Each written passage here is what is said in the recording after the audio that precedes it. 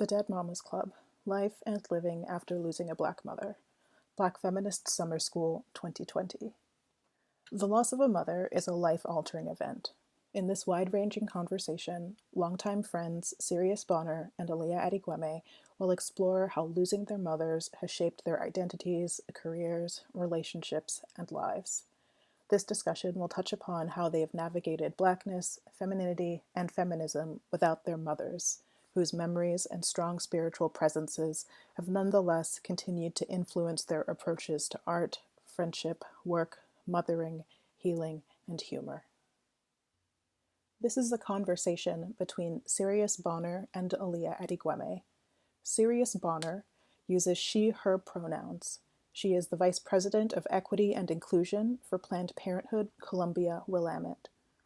alea adigweme uses she/her pronouns. She is an artist scholar and an MFA student at UCLA.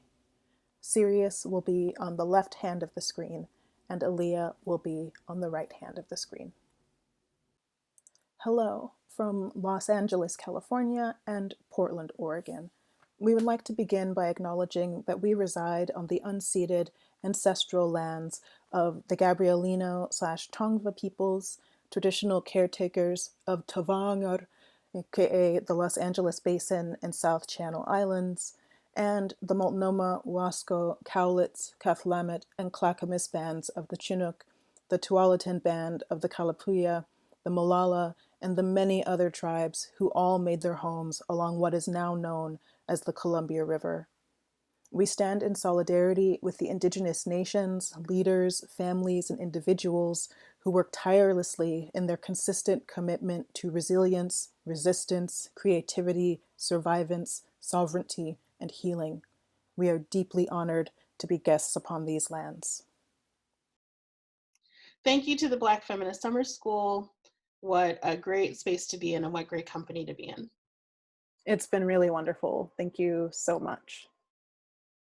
Welcome to the Dead Mommas Club. Yeah, or as I sometimes call it, Dead Moms Club. Dead Moms Club is also fine. Yes. Yeah. But we called our moms different things maybe. Yeah, I never called my mom Mama. That was not a thing. No. Yeah. No. She was Mom. Yeah, she was always Mom, or and she even knew this and discussed it sometimes with me. Or she was, when I was mad, she was just like Mother. Yes. Mother. Or like, if I just needed something real quick, it's like, Ma. She's just like, stop it, you sound like a goat. Ma.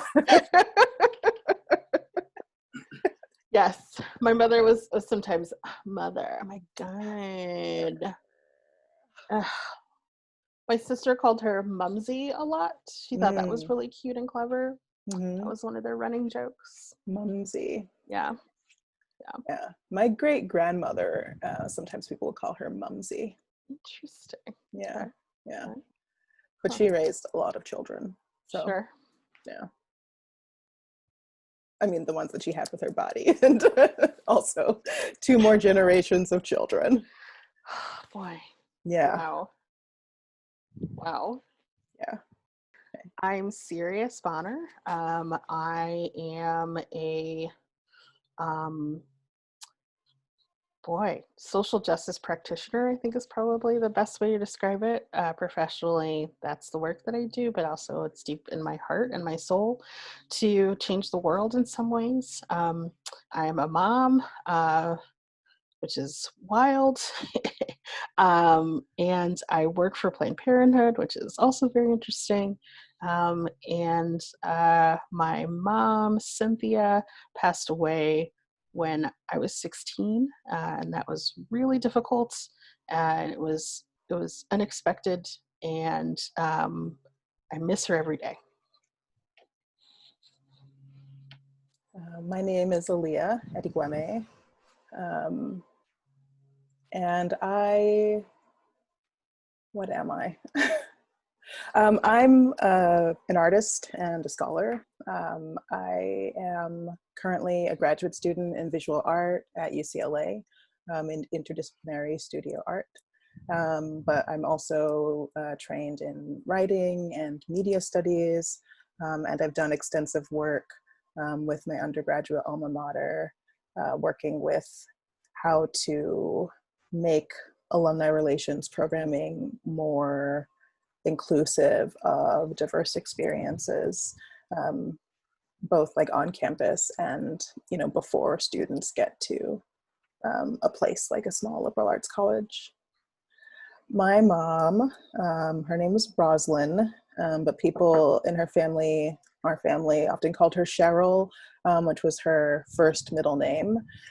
She died when I was 17 in 2002. I was a senior in high school. And it was also unexpected. Even though she knew she was dying, she chose not to share that information with her children. And so I was in second period English class when my great uncle and my aunt's then partner came to get me from school. And it, we had a very difficult relationship in a lot of ways. And I often don't know if my life would have taken the path that it has if she had lived. But I do, wish that we had had the opportunity to get to know each other better as humans, and not as adolescent v parent adversaries, semi-adversaries. I think about that a lot with my mom and the point at which she left my life. Like being a 16-year-old girl, like the relationship between 16-year-olds and their mothers is always very fraught. Mm-hmm. And I think we were at the end of that phase. I think we were moving into that phase of like, oh, like I'm maturing a little bit and I'm recognizing the humanity in my parents and my mother in particular. And I like, I, yeah, just that I feel like we were on the precipice of a big shift in our relationship right when she passed. And like I often think about like, I wish we had had more time to like let that play out a little bit more. Like where would I be now if I'd had a more fully formed adult relationship with my mother? Right. And that's what's so challenging, but like for me it's like I wonder, because my mom was very strong-willed, and she, as she liked to used to say, if ever we were watching TV and flipping through the guide and she would see something on that she liked, like The Sound of Music, which she loved, she would take the remote control and be like, I have veto power, and we would all of a sudden all be watching the fucking Sound of Music. And so, because a lot of our disagreements, I feel like, were aesthetic and also grounded in, cultural differences. I feel like we would still be battling in some ways, or we would have battled for longer. But I also, I want to, and thinking about it, I realize that it's like I need to leave room for the possibility in my imagination that she would have changed and evolved in the same ways, I have, in terms of what her thinking of like what's acceptable for her child, for, a Black teenage girl or early 20 something or 30 something, um, just because I remember her in a certain way, our interactions were a certain way. It's important not to project that as like a stagnancy that would have existed into the future, Mm-hmm. Hmm. Yeah, that's really interesting. I mean, I think even in the process of developing this conversation, I've been thinking about the ways in which I've changed or we have changed as people, but not so much about how they might have changed. Yeah. Well, I mean, yeah, I also, I mean, but it also brings up for me what's going on right now in the world around COVID and the recent uprisings and the sort of continued death of and suffering of Black people, and the way that there's this collective movement around that, and thinking like, well, what would my mom do or say about this right now? Right. And another we have many things in common, and a lot of that comes back to our sort of moms having these interesting intersections, and like both of our moms were involved as medical professionals as well. And I think about the ways in which she would have reacted or responded to this COVID thing, and the germ aspect of it. And like, she was always talking about how hospitals are just the most disgusting, dirty places. Mm. And just thinking about the way she would, like what she would be thinking or telling me about all of this that's happening right now. And I kind of wish she was around to just give me a little bit of a reality check. Mm. Like, is like, yeah, wear your mask. Like, Yeah. don't be dumb. Wear your mask. Right. Wash your hands. Like, it's not that Yes. hard. Yeah. Yes. Yeah. Absolutely. Like, I feel like, my mom was, like, she was a first generation college student, who didn't, you know,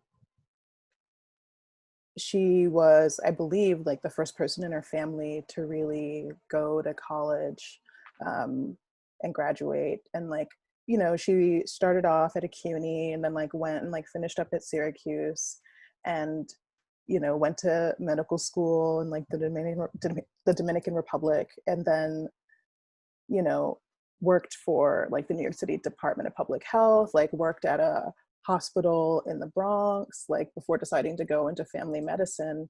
And she was so particular about where we ate and where we went and with Mhm. whom we spent our time.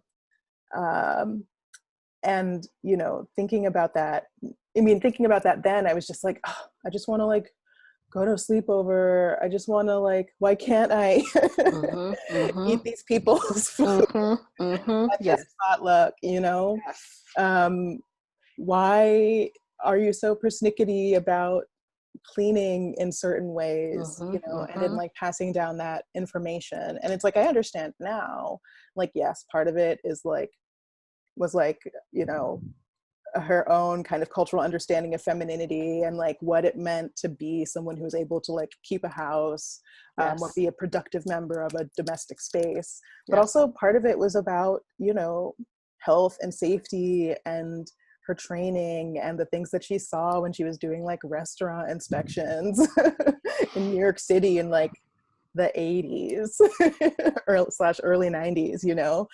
It's just like, yikes, when I think about it now.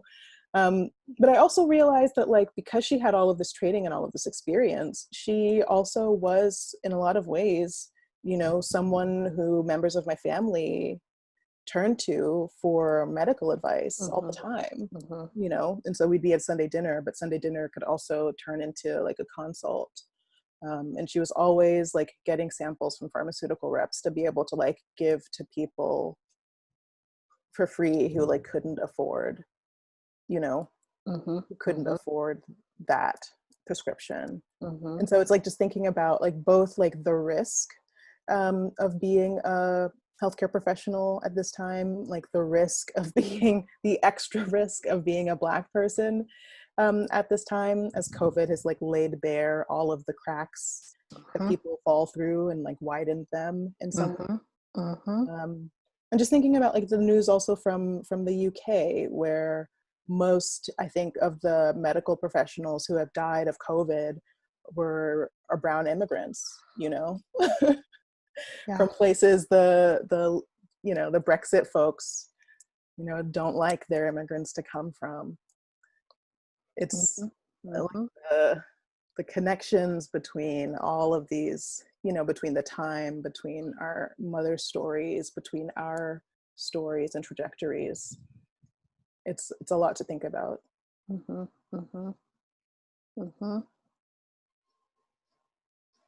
It is a lot to think about. My mom had this weird thing about not eating at restaurants that were too dark. Mm. She's like, Mhm. you can't see what you're eating. Like, this is not okay. My mom also was not a fan of me because I just never wanted any lights on and always wanted my blinds closed.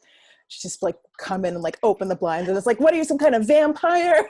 It's like, yes, Yes, okay. mom, I Yes, am. Oh my god. Amber, I am. Okay. You don't see these books I got, this Anne Rice I got from the library Yes. Yes. secretly. But I yeah, mean, she I was also like, why are you eating in the dark? I made this food myself in our own goddamn house. Like, what do you, what?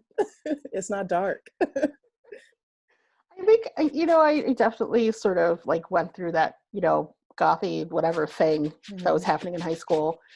Um, which I haven't quite grown out I of, was but gonna whatever. say, like, we're both still Still in there. pretty gothy Still in there. people, low key.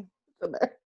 But my mom, like, she uh I think I think that she really danced with it in a way that I can only appreciate now and hope that I can do with my own daughter Mm, whatever she goes through.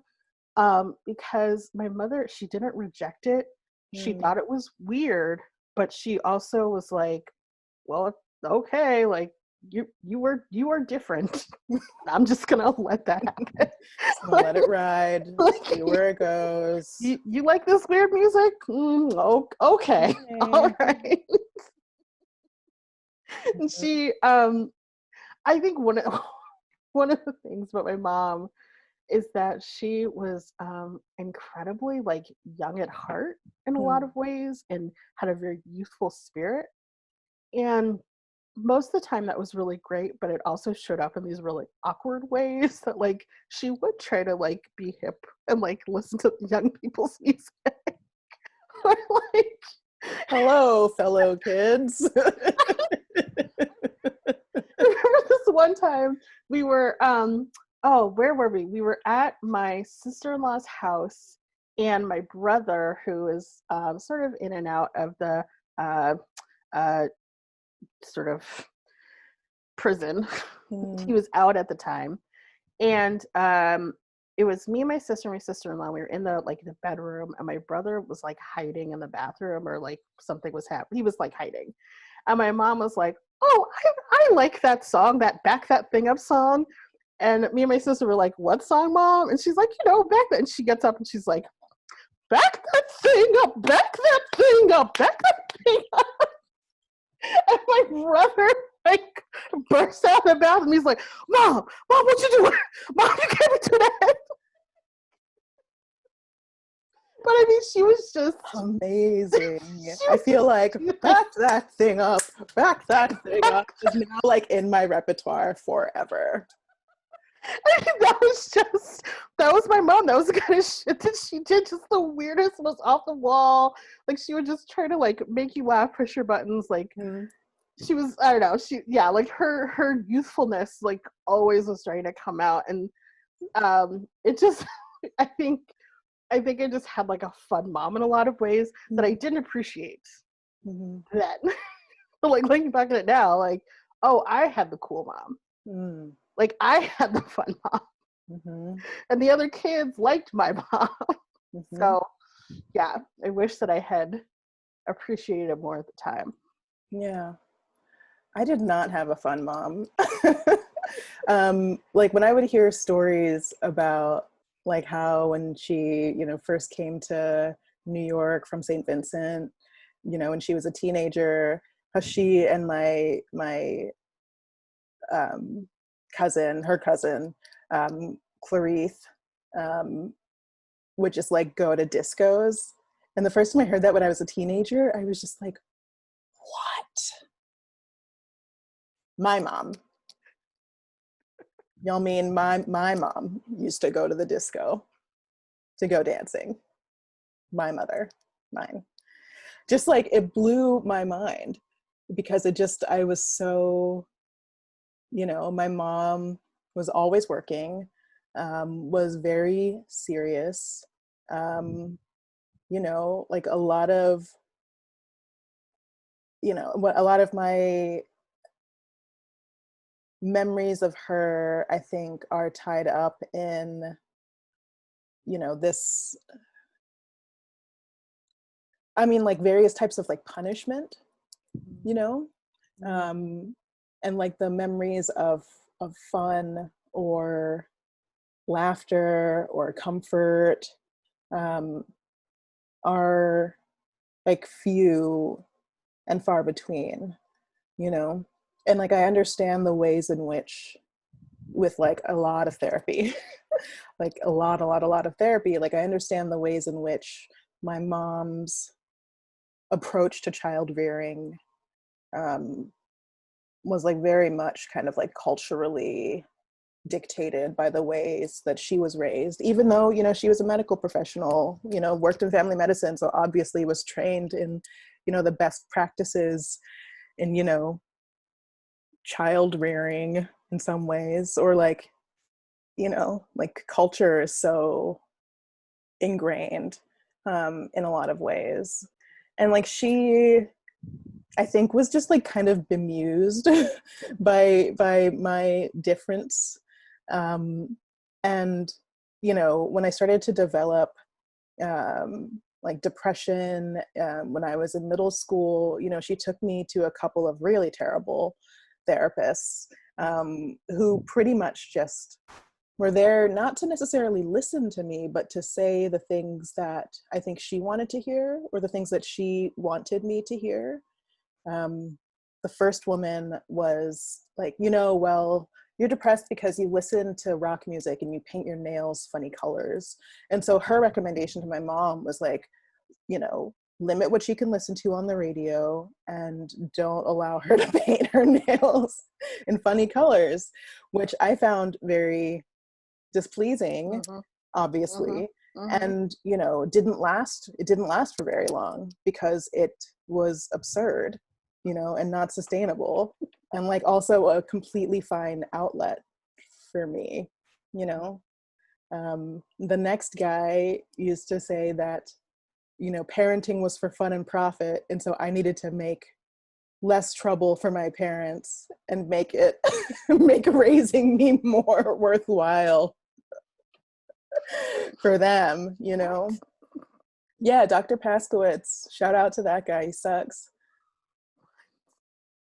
Yeah. Wow. And so I feel like at some point my mom just like had other things on her plate, and so was just like, I'm just gonna let it go. Alea's gonna be what Alea's gonna be. But she also like rode this line between, and I even talked to her about this, or maybe I just like talked around it with her and like wrote about it when I was a kid, where I felt like she was always bragging about me to other people, but for me, I only ever received like critiques that were not constructive, but that were like really damaging in a lot of ways, that still are, running in my head, and that, affect the way that I'm able to move through the world and really do work. It's like, I remember sitting on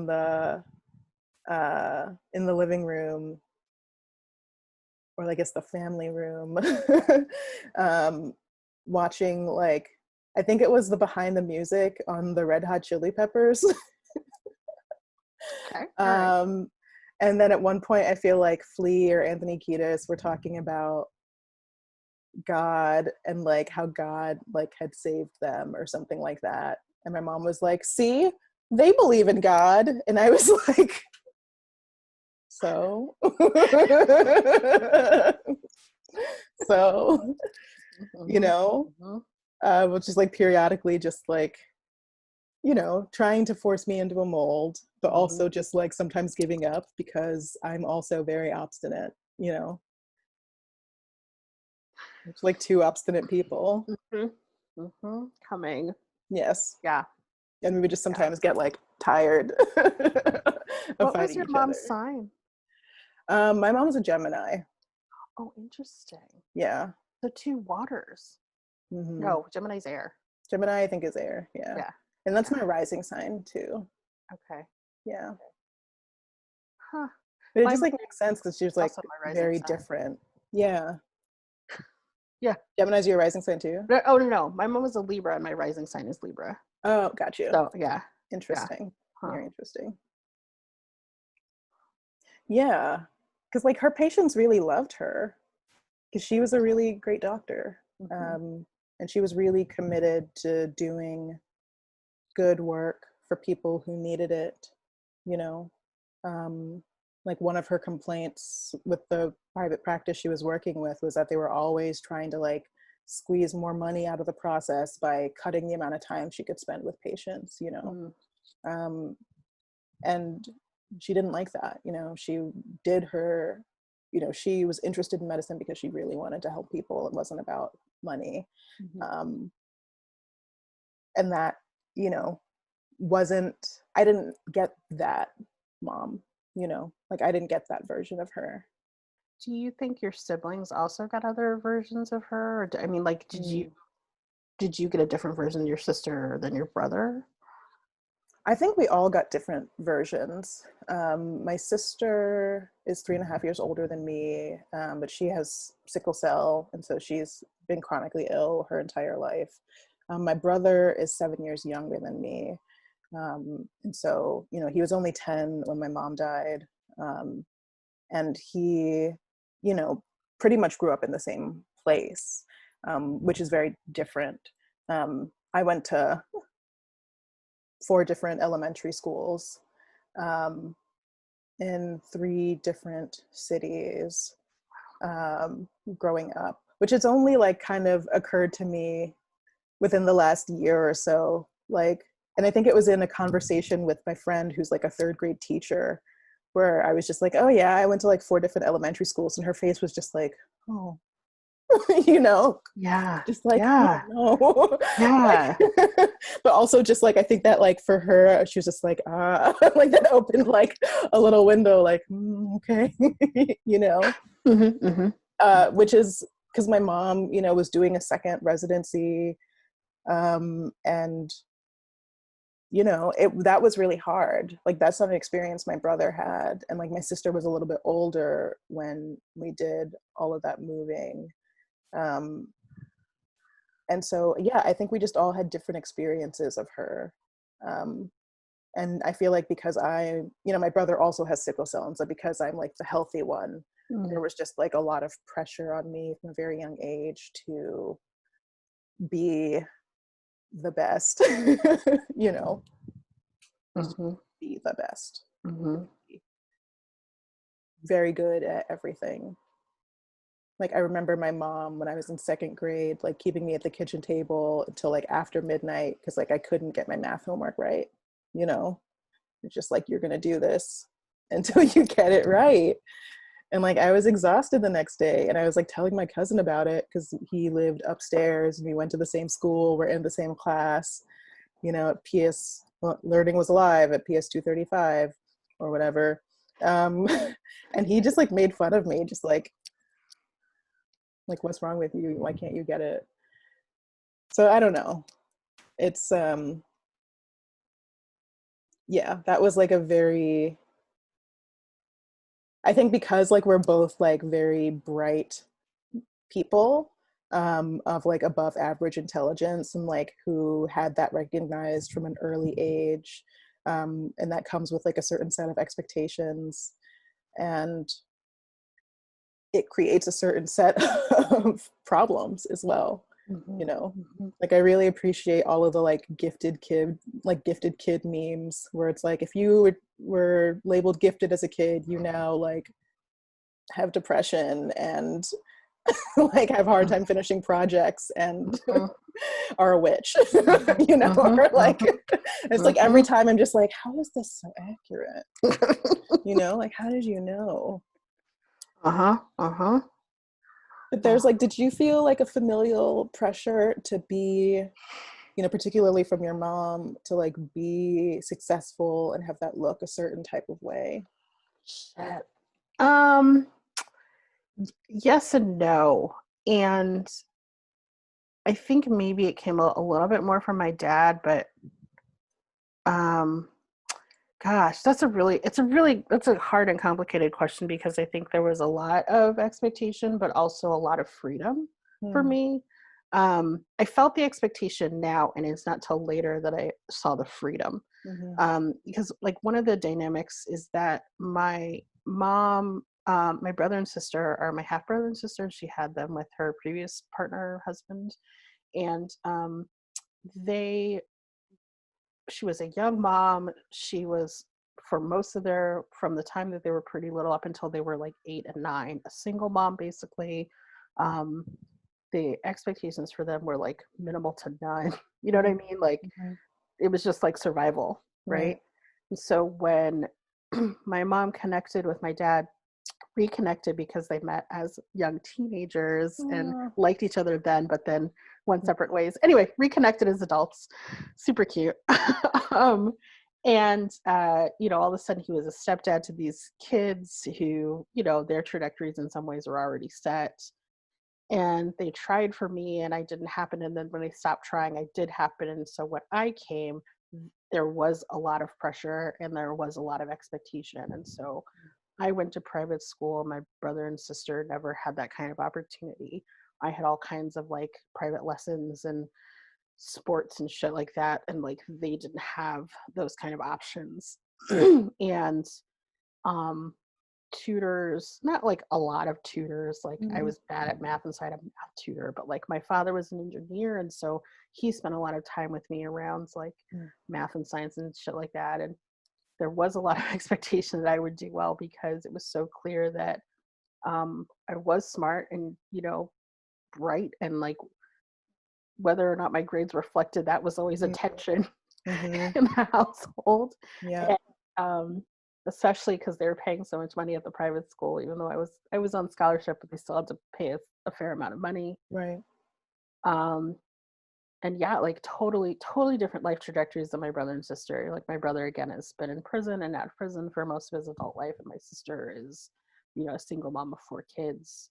Mm. Um, yeah, and and I think that there was just a lot of expectation to do well so that I could make my own choices. Mm. And but I didn't understand as a kid. I didn't understand that. I hated math. like, Yeah. I hated it. But and I'm curious. I wish my mom had been around a little bit longer to talk to me more about like what she wanted me to be. A dermatologist, and when like it was Mm. very clear that that was not my path, like I think she was like, I don't know. Anything could happen now. Who knows? Yeah. So yeah, that was oh gosh, I miss and hate those days. Those are hard Yeah. days. I mean, my mom, I don't know what she wanted me to be. Like for a minute, I wanted to be a heart surgeon, but I think that was pretty much just so I could say, I just want to cut people open and play with their hearts out loud, which I would say as a teenager. Um, you know, pretty on brand. Yes. um, but I just like math and science were not my forte. And my mom would always say, like, you were so good at math and science and your grades were perfect until 6th grade, Mr. Police. He's the one who like she like pinned it on a particular white dude. And I was like, I don't know, like Mr. Police was like, okay, like maybe I wasn't like that. And it's like it probably was, but like also there was this focus on a very particular type of success, um, to the exclusion of like a lot of other pathways. Um, it's like I also was like permitted. I like went to public school my entire life up until I went to Reed, and like my mom was very controlling, and didn't like for us slash me to really like be anywhere that was like outside of her purview. And so Mm, generally, I went to school and I went home.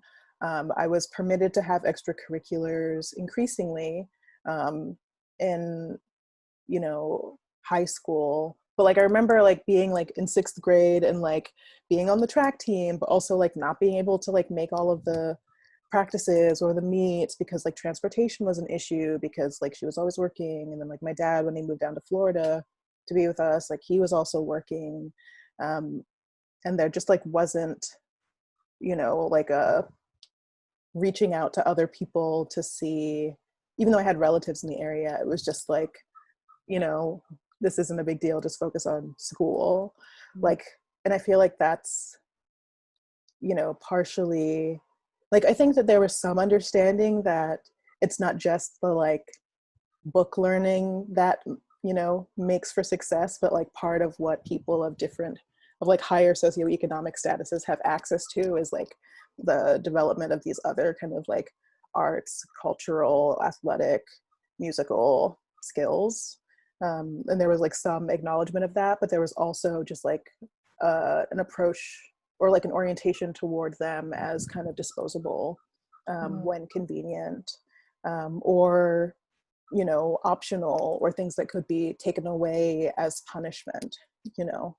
And that was really difficult because, you know, my involvement with things always felt kind of precarious, or like at any moment it could be taken away because I didn't do the dishes correctly or I didn't, you know, clean my room in an optimal way. Like everything always felt like it was, I don't know, like not, it's like I didn't ever think I was gonna like actually get to like go to a place I was told I was gonna be able to go until I got there. Wow. But yeah, I mean, I grew up essentially cloistered for the most part, only socializing with people who were related to my mother. Um, I just thinking about sort of reflecting on what you're saying and thinking about like what was happening in my like schooling and younger life. I think sort of to answer your question in a different way from before around was there academic pressure or you know like a focus on a civic path. It wasn't so much that. I just think that my parents really bought into um, middle class African American values around education and success and and I think those were the words, but what they were really getting at was sort of proximity and access to whiteness. mm-hmm. And so, like private school and those sorts of things were all about sort of providing me avenues to, like, understand and navigate white culture, Mm-hmm. to be open, kind of whatever doors I wanted.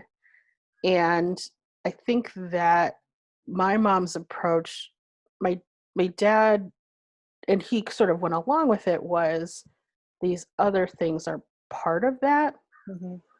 And so it was important for her to for me to be engaged in these other things, even though it was a financial strain and a time strain and all of these things. And one of the things is that my mom, she wasn't working, so she'd had a pretty she'd had a work accident and been on disability when I was in kindergarten, and so she never worked again. um, and so she had a lot of time to sort of manage my life, Mm-hmm. for lack of a better way of thinking about it. And then we also had a lot of family support, and the family was sort of all in, and in a lot of ways the family was the one who was saying like, well, Sirius has to do well, like she's the one. Yeah. And when she passed, it was kind of almost this doubling down, because then it was, you know, like the school that I went to was half an hour away in no traffic in LA. And like, Mm-hmm. so who's going to take me back and forth to school? Like all these sorts of things, like it became like this family puzzle to figure out how we were all going to do that. Which looking back on it, like that's incredible, right? That the whole family was like all in on me. Um, and, you know, I think about that now and like, why? Like, what? Like, um, yeah, but I think I would say the as wonderful as that was, the ways in which my experience, I think, mirrors yours, is like socially that wasn't always the case. My parents didn't really care a lot about my social. I mean, like I had friends and whatever, but because of the geography of Southern California, I didn't Right. live near any of them. And so like there was no socializing outside of school pretty much. Um, and that, you know, maybe a very rare weekend, you know, if there was a school dance or something, or like the very rare occasions I got to spend the night at someone's house, which, you know, was a big Right. deal. Right. Yeah. Like, there was no like effort to keep me engaged socially. Mm-hmm. And I think that was hard. Yeah. Um, I mean, the internet became really, really helpful, both for, you know, talking to people I already knew on AIM, but mhm. also, you know, connecting with like ideas and with other people who were different from me, in ways that made me feel a little bit less like an anomaly, you know? Because it's like I could look at my family now, like my mom's family in particular, and see like other people who have things in common with me in some ways. But when I was a kid, like I just felt like such a freak, you know? Mhm. And that was, you know, like my best friend in middle and high school, you know, who my parents came to like and trust, which was helpful because she had a car, you know. Yeah. You know, she was similar in some ways, like being like Colombian and like also like the kid of immigrants, but also like, you know, would like go to the mall and she like bought me like a Smashing Pumpkins t-shirt I really wanted. You know, it was just like this like conduit of this like kind of verboten culture in some ways. Mhm. And so it's like other people giving me access to the things that were of interest to me, um, and also just like, you know, figuring out how to use like the internet but also like subterfuge, um, to have to, I don't know, it's like that was like the way to like get to the things that I wanted. I was like, how do I get books on witchcraft? Like I gotta like talk to my friend who like give me this catalog, and then I gotta give him money, and then he'll order it for me, and then he'll get me the books, right? You know. Well, also like, you know, I was now when I think about it now, I'm just like, God, the ink in color. I was like printing out all kinds of stuff from the internet on my home computer in, Wow. yeah, in color, inkjet printer, and I was just like, what the hell was I thinking? But it's like we didn't have iPads or something. If I wanted to like read it in my room secretly, I had to print it out and put it in a Mhm. binder. Mhm. You Mhm. know. Mhm. A science binder, Exactly. because you know, like, Exactly. Just it's so interesting, like to I wish, really wish that like I could talk to my mom in order just to like in some ways, you know, be like fuck you mom, but also just like I'm mostly okay, you know, like it's turned out like, I mean, terrible but fine, you know, yeah. in some ways. Like I feel like she wanted me, I feel like she always wanted me to be more normal than I was. And I didn't have models of even though they existed in the world, it's like I didn't have models of what being not normal looked like. But now like the culture has kind of come around to a point where, you know, there's an acknowledgement that like different types of Black people exist, Yeah. Yeah. and that's kind of become more socially acceptable for some. I think I was lucky in that respect to have my aunt in the Mm-hmm. picture, my aunt Sonora, who eh, I hesitate to even have a conversations about mothering without Yeah. mentioning her, because she is like truly, especially, I mean, we were always close, but then once my mom passed, my aunt, I called her Mimi, like Mm-hmm. she really became one of like my mother figure in a lot of ways. And Mimi was just like a really she was a totally weird Black nerd, Mm-hmm. and She was a among other weird things, lady. she was a weird lady. Yes, I really um, appreciated it. yes, yes. And she was queer, which my family did not talk about or discuss. In Mhm. fact, there was a point when I asked my mom if Mimi was, because we didn't say those things back then in the 90s. And my mom was like, well, no, me and we talk about men. We talk about liking men or finding men attractive. And I know now that like that was both my aunt's attempt to cover and her her own expansive sexuality. Like Mhm. she might have called herself bi. She definitely identified as a lesbian, but I know that Mm. we also talked about her attraction to certain men and Yeah. dating men. So, you know, but yeah, so she was like this incredibly like wise, thoughtful, nerdy, always reading, a writer, a teacher, definitely queer. She had dreads. She Mhm. was like Afrocentric in ways that were um like not problematic. Mhm. She wasn't a hotep, but she had Right. a strong connection to like blackness and like an Afrocentric spirit. And I think, and my dad has always been weird in certain ways. I mean, he's different too. Um, and so I think like I was just very lucky to have these certain role models in my life for other ways of being black. Mm.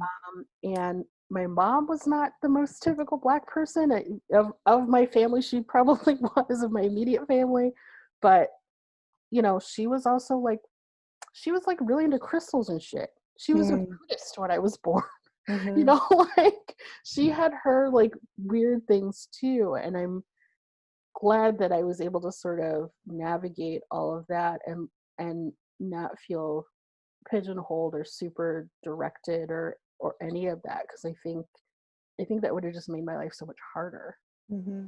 Yeah, it was difficult, but it also like in some ways helped me develop some of my interests. And in some ways it's like I guess, my mom, was very, very, very, very into pushing people to read books. Mm-hmm. She would take her younger cousins to the library when they were kids, like took us to the library all the time. We all had like our canvas tote bags. And I realized at a certain point, like if I get to the library checkout counter before her, she never checked my bag to see what I was reading. And so for me, every week we went to the library, it was like a mad dash to return my books, get to whichever sections of the library I needed to go to, and like get my shit and like put it. If she saw me checking out stuff, she'd be like, What is that? what is that? What are you doing? Like, what are you checking? Well, it's all up in my business. But if I just like got my stuff checked out, and that I think was maybe one way of like the sanctity of my library tote bag was perhaps one way I think of her allowing me to explore Mm, ideas and concepts that I otherwise had very limited access to. I like that. Yeah, I mean it's if I have offspring, I'll probably like steal that too, if we still have like libraries. you know Fuck. Yeah, if we still have libraries. yeah, and like books and like electricity and stuff. Yeah. And it's like speaking of your aunt, and like thinking about like people who have stepped in as like maternal figures. Um, it's like I really wish that, I feel like in the immediate aftermath of my mom dying, like people, relatives were very helpful. But as like time went along, it's like, my parents, being different varietals of Black immigrants, their families never got along. I would say it's not a stretch to say that they hated each other without even really ever meeting. Mm. And so, almost, very soon after my mom died, it became this kind of adversarial battle over, for resources. Um, in like in a way that I think closed off my mom's family as a place to find, maternal figures, like supplemental kind of maternal figures. Because, you know, my aunts, my grandmother, you know, they were more concerned, I think, with, you know, beating my dad than with Mm. actually doing what was best for like the children who had recently like lost their mother, you know. And so for me, yeah, it's like I'm kind of hard pressed to think about like, so anyone who's really like stepped in that way.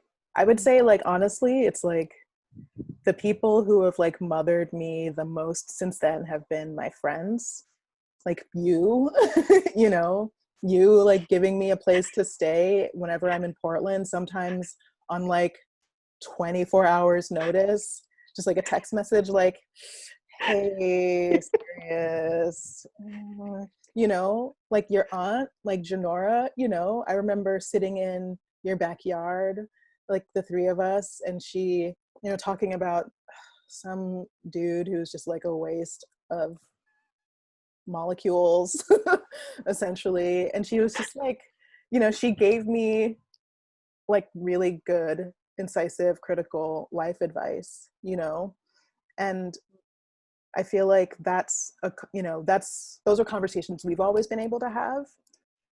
I feel like, and, you know, I feel like what my mother, maybe just because like what I think of or sometimes see in other people's relationships with their mothers, where it's like, wow, that seems to be really working optimally. Like if you open up a book and it's like dictionary definition of mother, it's like, wow, that's there, you know. But like what I think of as being part of that skill set, are, you know, things that I've gotten from friends, you know. Mm-hmm. Like it's the type of, because I mean it's a quality or caliber of care, and it's really like a type of care that I've gotten from friends who have become chosen family to me in a lot of ways. um, and so it's like I wonder about the, because I feel like we think of mothering in such a, in like rather limited ways, you know, like we think about it in a way that's like biologically Mm-hmm. determined. Mm-hmm. um, we think about it in a way that is, you know, sometimes like pejorative or like as pathological, but we don't necessarily think about it as like a constellation of care tactics that don't necessarily require having become a mother with your body or having adopted a child, you know. Like Yeah. it's a constellation of care tactics that we can use in our relationships on a regular basis in order to make people feel like they're really seen and provided for and held, you know, and supported. So I don't know. No, I think that's very real. And, I, I think for me, there have been a lot of people who have filled that role. I call them my other mothers. Yeah. And I think, the people who I reach out to on quote unquote Mother's Day, right? Yeah. Like the first text I send on Mother's Day is to my father. Yeah. I wish him a happy Mother's Day because he became one of my other mothers, Right. right? My aunt, uh, my grandmothers in some ways. I have a lot of other aunts also, and I don't think they filled in that void in the way that Mimi did, Janora did, but they were there too. My sister, my sister definitely, we have a pretty big age gap, and so she sort of filled in some natural space. And I'm really blessed to have had those folks in my family to fill those roles. But yeah, also especially over time, friends, right? My Mm-hmm. partner Chris has mothered me in Yeah. ways that are significant. You have definitely been a mother for me in my life, Oh, and just shucks. FYI, my home is always open to you, always. This old bag of bones. But yeah, I agree. Like this idea around like chosen family and the way that mothering plays a role in chosen family is really critical, especially for like a healing perspective. Mm, Especially for folks like us who we lost our mothers at a young age, and our relationships with our mothers was like potentially very fraught. Like mhm. without that healing mothering energy, regardless of where it comes from, Right. right? Like, where would we be and what would we be doing? Who Mm-hmm. knows? I mean, I would have made more poor choices about a number of things at varying points in my life, for sure. You know, Mm-hmm. without someone to just like step in and be like, girl, hey, have I got some news for you? Mm-hmm. Mm-hmm. You need to stop what you're doing immediately. Uh-huh. You know, or it's like I just thinking about my friend, you know, the third grade teacher, you know, and this Instagram post I had made like years ago, where it's just like all of like, because I just, you know, I drink a lot of seltzer, love seltzer, and just like it was just like in my fridge, just like 6 different flavors of seltzer, just like all lined up in a row. And I was just like, yes, this is to the gram. It's perfect. And she was like, she also loves seltzer. And she was like, OMG seltzer, but also food, you know, because it's like my fridge was kind of empty, you know? Yeah. Yeah. Yeah. And like, you can't live on seltzer and dry whiskey alone, you know? No, you can't. Can. And I think that that was just like a gentle, like, pointing that out, you know. It's like you have to take care of your body, and it just like that, you know, mothering, if we're thinking about it in this way, it just like comes up in all kinds of places that one wouldn't necessarily expect, for Mm-hmm. sure. Mm-hmm. Mm-hmm. And I think about that quite a bit because now that I am a mom, which is bizarre, um, to, I mean, to a little girl who's like so amazing and so, I don't know, she's so special in so many ways. Uh, and like the ways that I have to show up for her and like, I don't know, it's just, it's hard. It's hard to, I mean, no parent knows if they're doing the right thing in the moment, right? Right. Like you follow your gut, you rely on all of your training and your instincts and like all the things and like blah blah blah. But like the kid's still gonna do what the kid's gonna do. Right. Like you have made like not an extension of yourself, but an autonomous human unit. Right, right. Human To unit is just gonna oh do man, what they're yeah. gonna She do. They got just their own stuff going on upstairs, you know? yes, They yes. do. And I'm just like, what is going on up there? Like Yeah. what are you thinking? Where is that coming from? Like what is happening? And it's so I can't I think about like she's 5, right? And so I Oh think about my God, like wow. some of the things that I was doing at 5 years old and like some of the things that I was realizing or putting together or the memories that I have from that age and just thinking about like I can't believe that like I was her. I was there and now I'm here and my mom was like Mm-hmm. uh, I- yeah. It's really hard to get my head around sometimes or to Mm-hmm. like feel like I'm doing the right thing or doing all that I can. And like I'm a working mom, which is not what my mom was, especially like at this point in my life my mom had stopped working. And so there's like part of me that's like maybe I need to do that, but that's not a financial reality. Like Right. it's just, you know, a different world than what we lived in 30 years ago. It just, I don't know. Motherhood is wild. Yeah. Yeah. In Yeah. talking with my dad about the ways that I was raised, you know, he has said, you know, more than once, like, you know, no, none of you came with an instruction manual. Like we did the best that we could, you know, but like in some ways, like we were young, and we had like our own stuff going on, you know. And I think a lot about self-reflection and about awareness and therapy and the ways in which, you know, my and this is, you know, come to me over like distance and also like being in therapy on and off since, you know,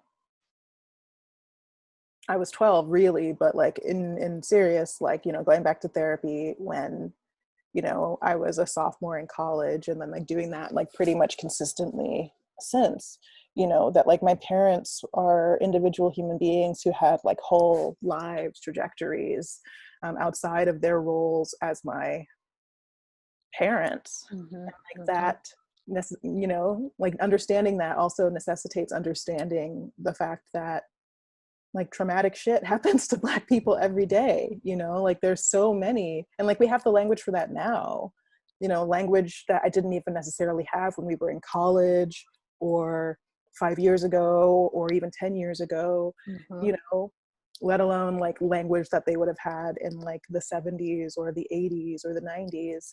um, but you know, they have their own traumas, their own issues that they never really resolved because Mm-hmm. they never went to therapy, Mm-hmm. you know, Mm-hmm. and didn't necessarily have the training to communicate in ways that were like frank, empathetic, sustainable, um, and really able to, you know, communication styles that were like able to kind of be the foundation for both their relationship with each other but also their parenting of their three kids. Yeah. And so when I think about, you know, you as a parent, when I think about me as a potential parent, when I think about, you know, my friends who I'm watching parent, either in real life or in virtual life via social media, you know, I think about the access to communication tools that we have, the access to language that we have at this particular cultural moment, um, that I think enable us to excavate things that have historically been under the surface, and thus um, things that fester, you know, as opposed to being dealt with uh, kind of critically and empathetically and openly, you know. Yeah. I know my mom had a lot of things in her background that she just didn't talk about, not with me. And my sister was older, and I don't think she had a lot of this conversation with my sister either. I Family trauma, sexual trauma, Yeah. uh, the trauma of being Black, uh, like, yeah, I know that there was a lot of different things in her background. And she also suffered from depression. Mm. And um, the way that she talked about it with me was always sort of this idea that, like, this runs in our family. Mm-hmm. And um, kind of this idea that, like, don't drown in it because it'll get better, right? Mm-hmm. Tomorrow will be better, or it's not always going to feel like this. And I mean, those are, but like when you're in it, those are really hard messages. Like Yeah. you can't hear that when you're in the middle of it. Mm-hmm. But I think sort of knowing that, like, this is something that like runs in the family. I think that was always an interesting idea to me, and like, especially as a young person, never quite understanding, like, what does that mean? And Yeah. I mean, she was talking about the like historical family trauma, Mm-hmm. right? Like that's what she was talking about. Um, and there were times she battled with illnesses, and there was one particular illness that was like she was kind of down for like 2 years, and there was never a diagnosis. There was never a really clear understanding what was happening. But I think looking back on it now, especially as I've talked about with other relatives, it was very clear that that was her depression showing up in a very physical form. Mm-hmm. And one of the things she always talked about also was that if you don't deal with things, it'll show up in your body. Yeah. And that was a very obvious manifestation of that. Mm-hmm. Because there, like, truly, there never was a diagnosis of what was going on with her, but she was not eating. She was not sleeping. My mother was always a fat woman, a big woman, and she lost sort of 100 pounds, like really Wow. rapidly. She was very weak. Like there was just, yeah. But like no one could say what was wrong with her. Mm-hmm. Yeah. Trauma. Trauma. One of the things I remember from, so it's like in my family, Sunday dinner growing up, was at my grandma's house. My mom, was the second of seven, and her mom was the first of nine. And, my grandma and my great grandma lived together my entire life, my entire childhood. My great grandma died, a month and a half after my mom. And she, helped to raise me. She raised a lot of kids. Um, and, one of the things I remember from a Sunday dinner, is that my mom, she didn't tell a lot of stories about her childhood. But I remember her telling this story, and I had heard it once before, that, when she was a teenager, she had to, like she was sent to live with a relative in the capital of St. Vincent, Kingstown, so that she could go to girls' high school, which was like there was like girls' high school and boys' high school. They were like the good schools where you could take like your A levels or like, your O levels, things like that. In order to do that, because her family was in Beverly and that commute wasn't feasible, she had to live with this like distant relative. And I remember her saying that, she used to have to get up really, really early in the morning to like do all the chores. She was essentially like Cinderella in exchange for, going to this like really good high school. But also that there was this cousin who used to just like pinch her like hard, and that's all that she said kind of would occur. But she, you know, told me that, and I forget what the context was. And then it came up again once at a Sunday dinner, where she was telling this story and her mom was there. And, I remember her mom being like, well, you should have told me, you know, just like getting angry about it and like defensive about it.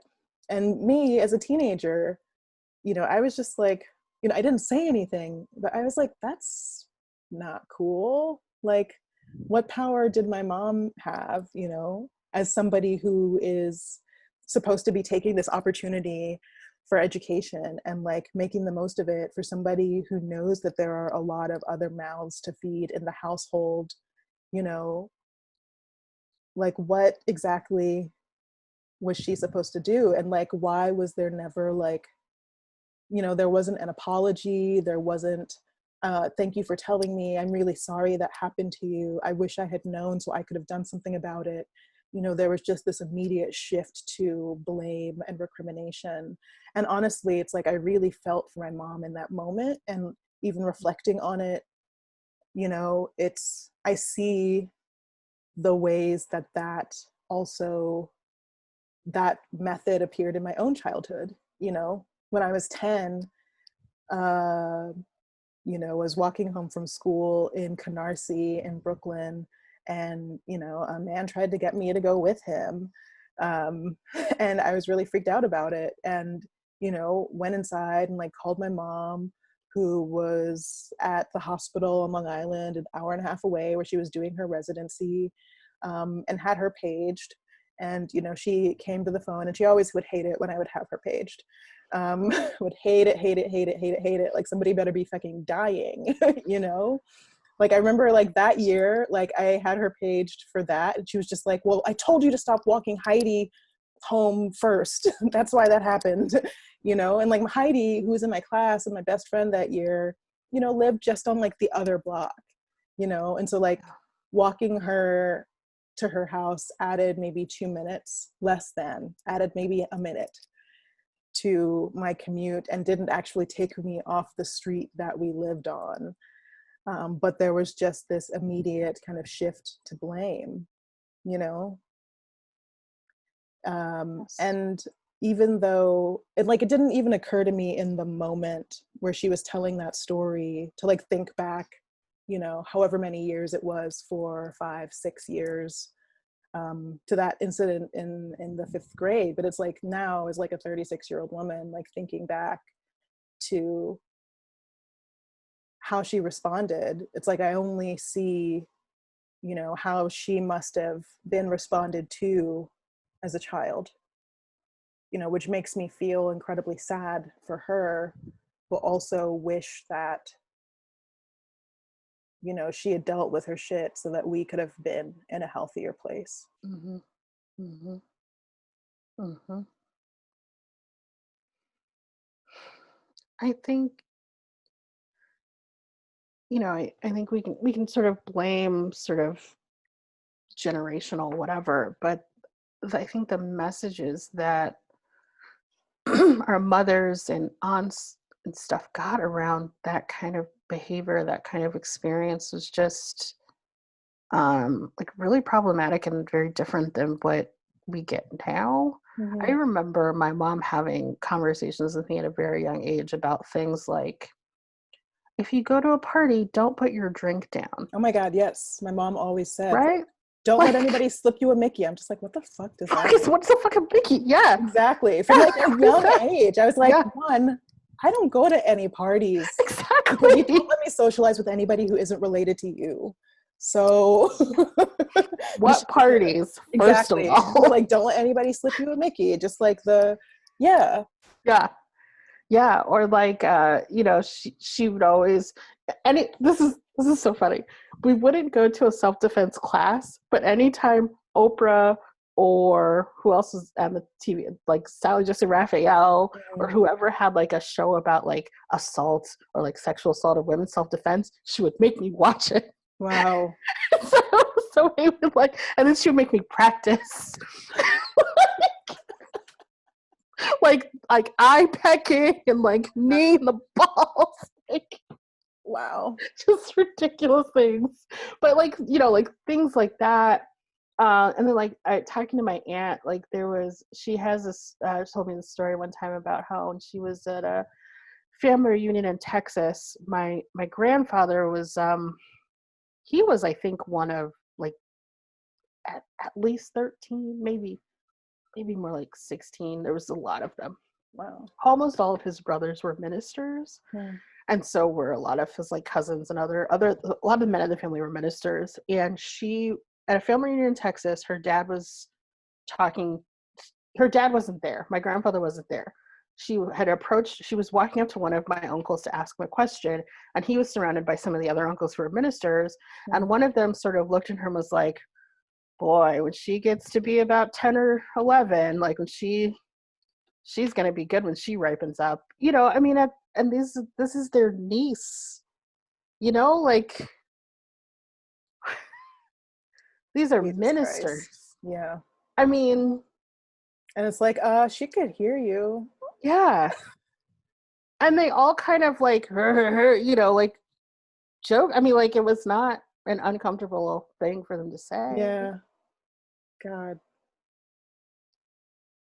Just gross. Yeah, Super, it's super gross. gross. Super gross. And you know, my mom never disclosed anything besides, you know, what happened in the household of her distant cousin or whatever. But it's like knowing what I know about statistics, about reality, you know, about the way that that the whole world is structured. It's Mm-hmm. like I can't help but think about all of the, you know, terrible things, you know, the things that were varying degrees of terrible that must have happened, you Yep. know. And it's Yep. like sexual violence, but also just, you know, the types of indignities that occur on a regular basis on, you know, about everything. Mm-hmm. You know, like somebody calling her, the practice where she worked in Orlando, and asking if the doctor was white, and then them being like, you know, saying like my mom, like, no, and then just like hanging up the phone, you know.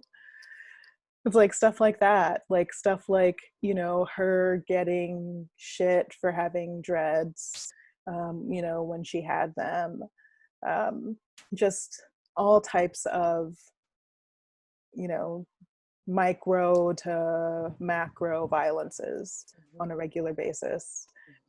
Her being put in like a remedial English class when she got to a CUNY in New York City, because she was an immigrant and spoke English with an accent. And it's like she like was educated in the British system, and her instructor was like, she turned in her first paper and her instructor was like, you write better than me.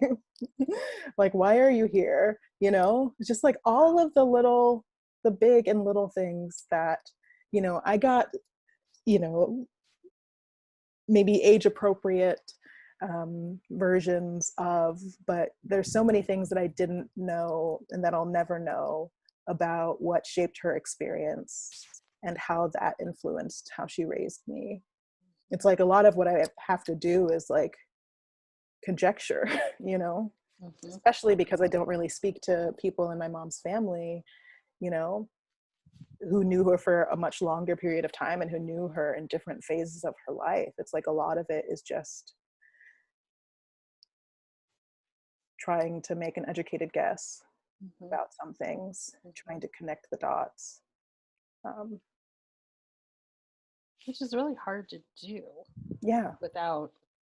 So like last night in sort of preparation for this, I was like, oh, I'll watch my mom's favorite movie. I have no idea what my mom's favorite movie was. yeah, Like I could call my dad and ask him, but at that point it was, midnight or whatever. right. like, like how do I not know that? Especially like considering the house that I grew up in where we were like movies were on constantly and they were like Mm-hmm. such a critical part of what our household dynamic was. And so for Mm-hmm. me, like not to have absorbed the thing that she enjoyed the most, like Mm-hmm. that's so bizarre to me. Yeah. I I'm pretty sure that my mother had a really big falling out with my grandparents when she got pregnant Mm. out of wedlock, and no one has ever talked about that. Mm. Like how I feel like that's a huge thing, and like my aunts won't mention it. My father wasn't in the picture at that time, so Right. he wouldn't have firsthand knowledge of it. My my sister would have been the baby that was causing the right. Mm-hmm. And so like I know that there's this big thing that has shaped the dynamic for generations, because now I have a somewhat distant relationship with my family on that side because of whatever happened then, and I have no idea what it was. Right.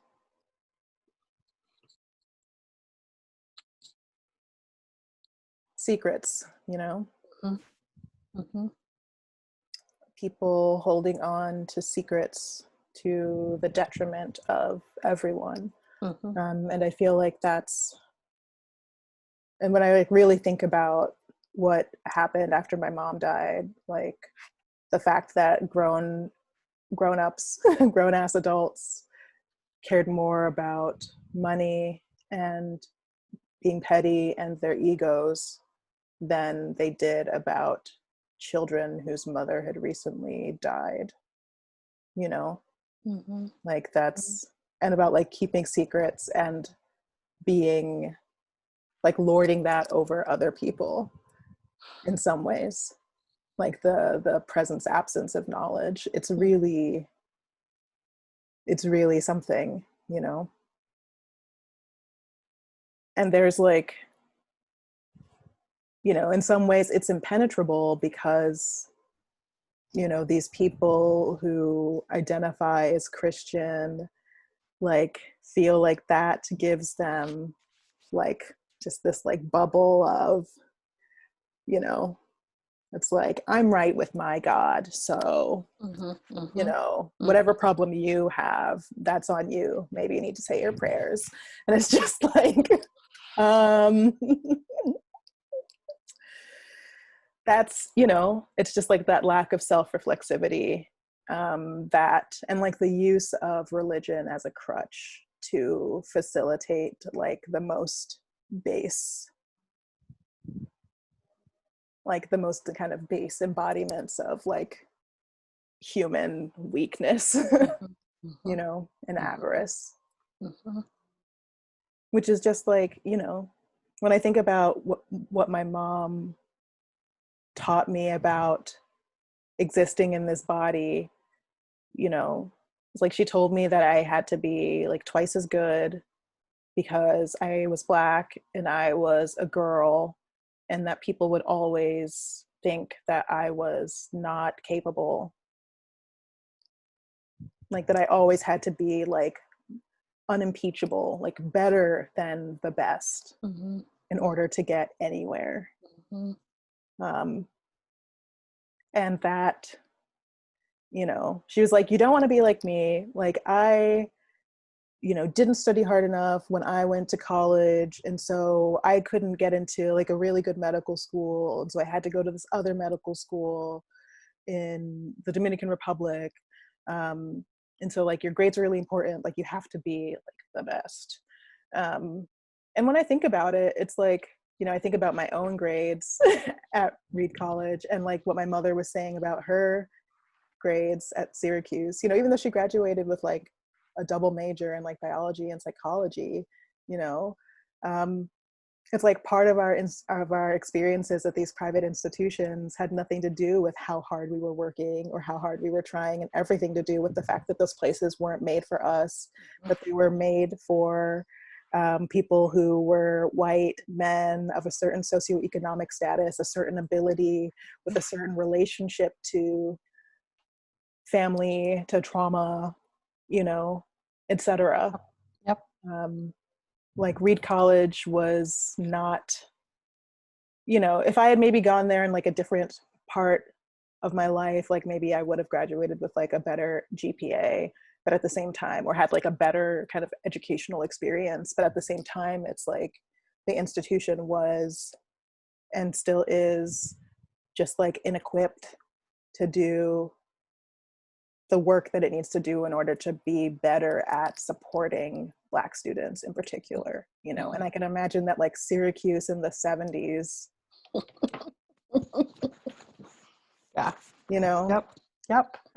And I think in a certain way, you and I had a little bit of an opposite experience, but it's the same root or the same cause. Yeah. For me, the academics were never an issue.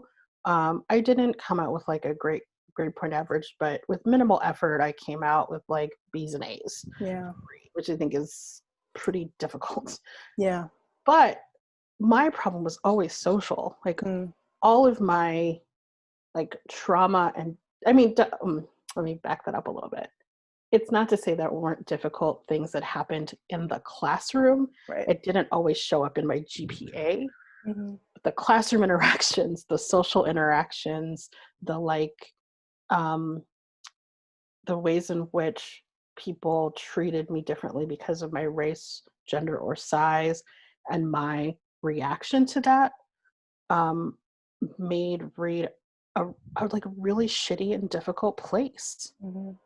right? And I think again a different manifestation, but the same thing you're talking about in terms of it Yeah. not being built for people like us Mm-hmm. at all, At all, at all, at all. at all. And like honestly, like I got to read with like, you know, dead mom insurance money and a really good financial aid package. And I had never experienced that type of freedom before in my life, Mm-hmm. like ever. And I think my mom had a similar experience at Syracuse, though her mom, and she used to tell me this, called her every single day at like 7 a.m. or some shit. What? And this is, of course, the 70s. So the payphone down the hall was ringing. And like her dormies, like, hated it. Like, fucking hated it. She was just like, gotta make sure that you're out of bed, you know? Wow. Sun's up, you out of bed. And just like Wow. the attempt to control, right? Like, even, you know, my mom went, yeah, from New York City to upstate New York, you know, not very far, but also like trying to get some distance, and there was still just this like stranglehold, you know, even though I'm sure that she experienced a freedom that she, you know, hadn't probably experienced before, just like being in the absence of her family. um and I can imagine that like that brought difficulties in a lot of ways, but it also probably in other ways brought just like, who knows, just like a range of different experiences that perhaps could have led to, I don't know, things that were different. But like going back to what you said about Reed, it's like you're absolutely right. Like for me, like part of my issues academically, I think stemmed from like wrestling with like crippling depression that got very bad, and anxiety that developed while I was at Reed. And, you know, like not being able to talk in conference. Like I went from like being like a pretty vocal participant in like my school environment in high school to like just not being able to like say a word, like not really understanding how the conferences work and like just feeling like everybody was smarter and knew more, and like there were also no fucking Black people, you know. And there was just like, I hadn't really been in that type of situation since we'd spent, you know, 2 years on the North Shore of Long Island. um, you know, like that was my previous education in white people. And then it was like going to Reed and living in Portland for 7 years.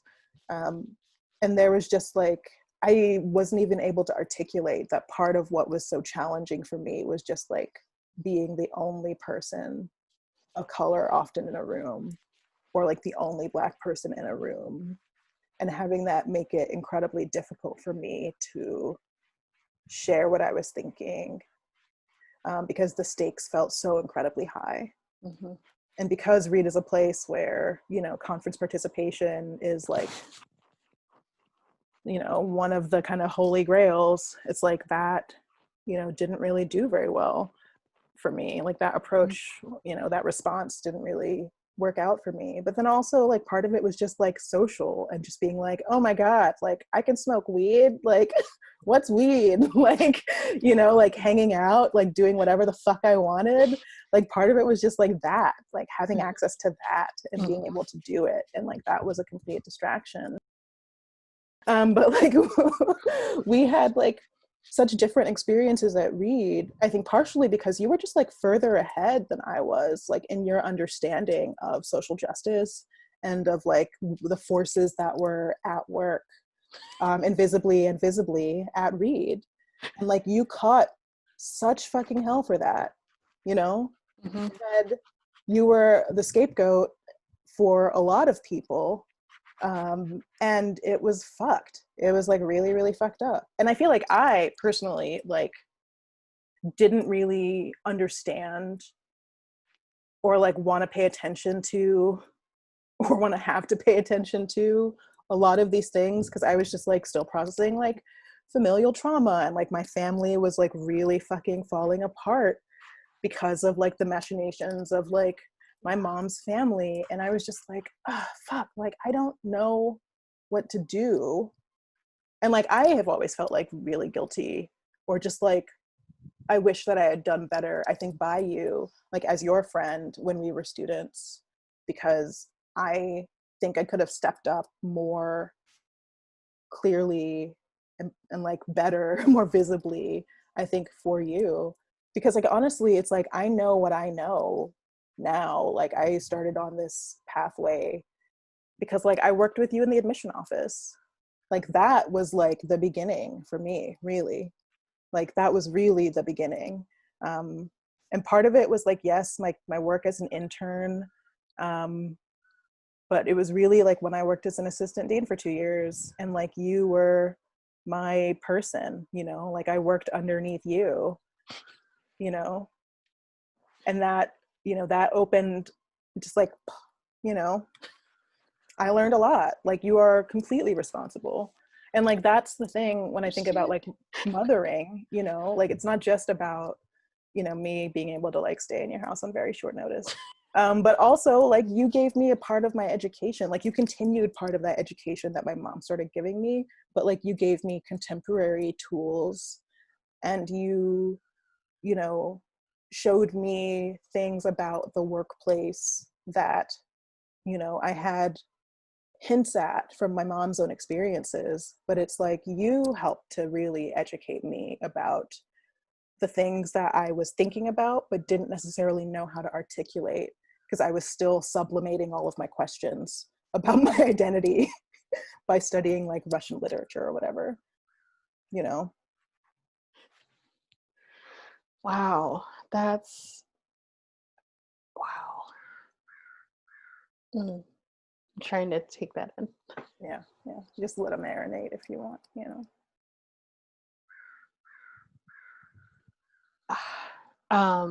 Thank you for saying that. Thank you. I appreciate that. That's very kind. And I, I mean, I feel like there's so much to say about read and the read experience and all of that. But I think to sort of connect it back to things we've explored before, I have to really thank my parents for putting me in those damn private schools and exposing me to that level of whiteness. Mm-hmm. Because when I got to read, the experience of being the only one was not new. What was new was the Portland atmosphere, not having my family, but I knew what that was like in an academic environment, and so I didn't have to like learn that. Like, and those are some of the exact same skills you need to navigate a Mm-hmm. predominantly white work environment. And so I'm as difficult as it was, and as much as I wish I'd had a different experience, I'm so glad my parents prepared the ground for me. And it's so funny because it's not just like they put me in these private schools, but there are ways in which my parents were um interested in or open to things that were sort of considered like white or white culture, that also like allowed me to navigate read and social aspects that wasn't anticipating, like Mm. knowing knowing a lot about Led Zeppelin and Pink Floyd Yeah. and the Beatles. Like, that Mm-hmm. really helped. Thanks, Dad. you know like, like or like my mom's openness around her sort of religion and spirituality Mm.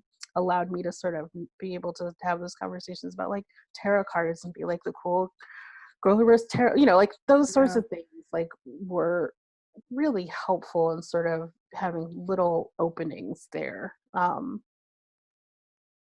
Yeah. And I also had to think of that now with my own daughter, and sort of, do I want Ellison to like have a very clear and like Mm. like, do I want her to understand like the machinations of whiteness, or do I want her to be, because there are opportunities for her to be more connected with other kids of color, other Black kids, and have a more like positive, uplifting, like Yeah. Black experience of Yeah. education. A And like like, just be yourself experience as opposed to yes, like be the black one exactly. experience. And like, and like, while one feels like, oh, that would be so amazing, does that set her up for Mm-hmm. success at the next level? Right. I don't know. Right. And how are we defining success? Exactly. Right? how Exactly. how how did our moms define success, and how are Mm. we living or not living up to that Mm-hmm. standard? Right? Like, I think about that all the time, right? honestly, like whether my mom would be proud of me, um, and how she would feel about a lot of the choices I've made. Um, and that goes back to what I was saying earlier about like trying to be more expansive in my understanding of what she could have possibly evolved into. Mm-hmm. Um, But I also, I don't know. Like, I feel like she would be disappointed in a lot of ways. Um, because I've chosen a very non-traditional lifestyle. Um, I've chosen to live my truth. um, and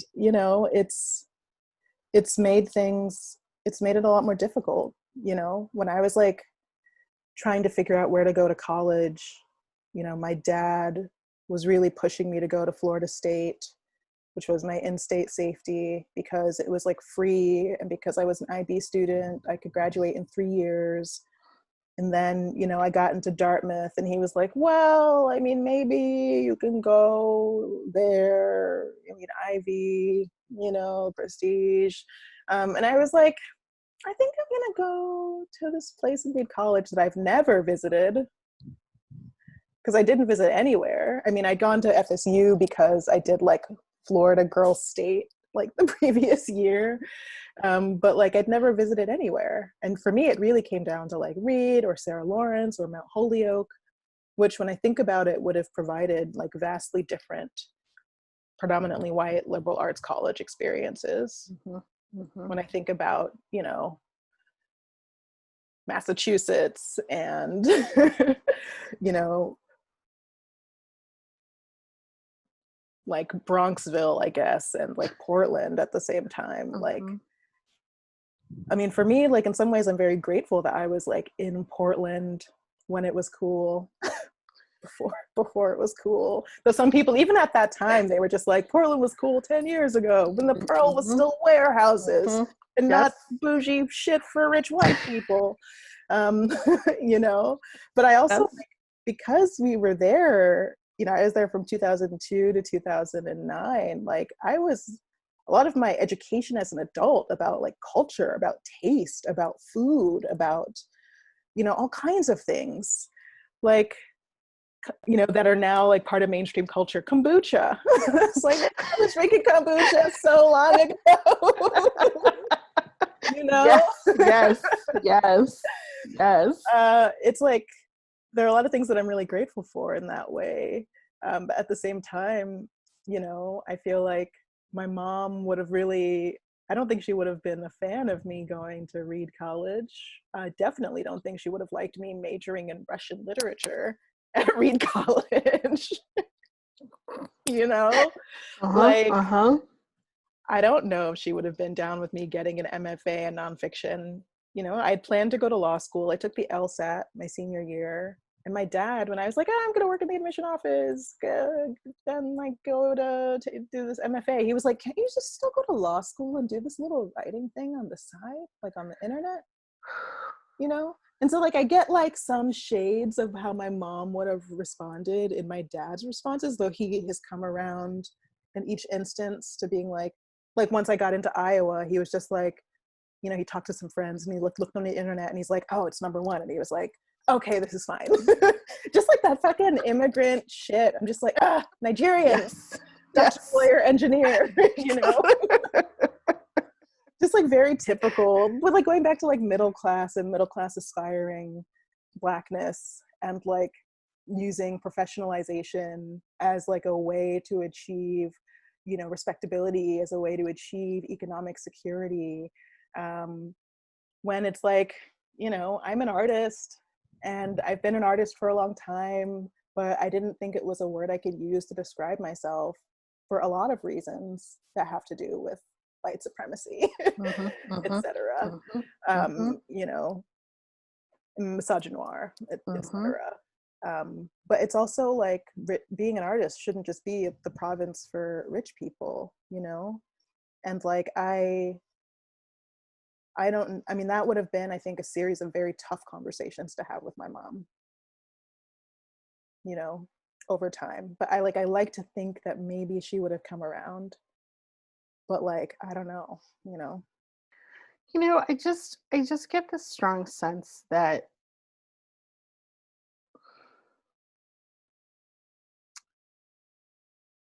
this is just me sort of channeling Hmm. the universe or to intuition or whatever.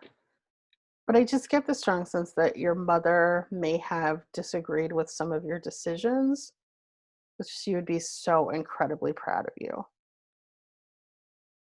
and so proud of like where you've landed. I mean, she sacrificed a lot. Like she sacrificed a lot, a lot, a lot, a lot, a lot, a lot, a lot to try and make things better for me, provide me with opportunities that she didn't have. And, I hope that she wouldn't think that she did it in vain. Thanks for saying so. I put mascara on before this, so I didn't look like a dead person. And so now I just don't want it to run. Yeah. I also have a lot of makeup on that one. Yeah. Looks better where it is. So. Yeah, I know. just like tracks. You've reached the crying portion of our presentation. Please excuse. Yeah. I mean, it's hard, to think about, to like not know what to think about, but just to like wonder, the wondering. Mm-hmm. And, like I see my mom in my dreams sometimes. And like I've had like, it's like she died now like 18 and a half years ago. Mm-hmm. And like I have like kind of these recurring dreams where she faked her death. She just like shows up. Just like, hey. And then like sometimes she's like sick again, and like we're like navigating like hospital stuff. Like sometimes it's just like all kinds of stuff. Like, it's sometimes it's, she's like really angry.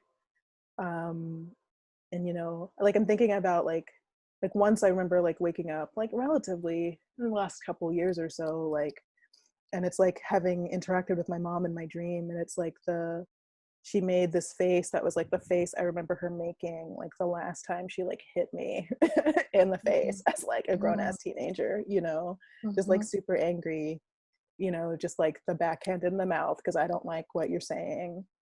I don't know, it's hard to have all of my, I'm like relatively woo, if like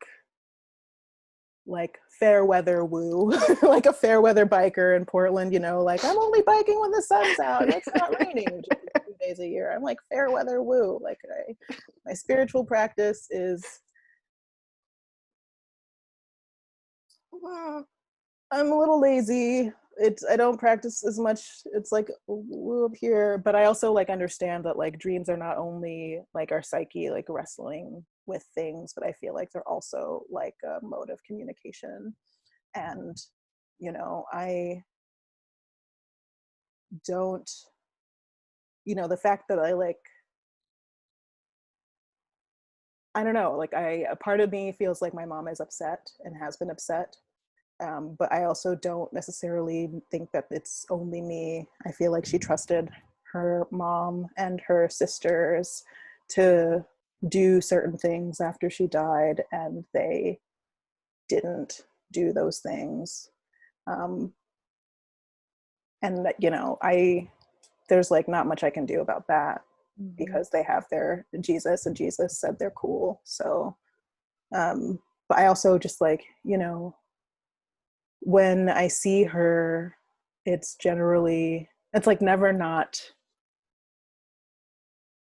it like, it's never not something that like affects the day, when I wake up. Yeah. Where it's just like, that's a fucking bummer, because I didn't get to say goodbye to her.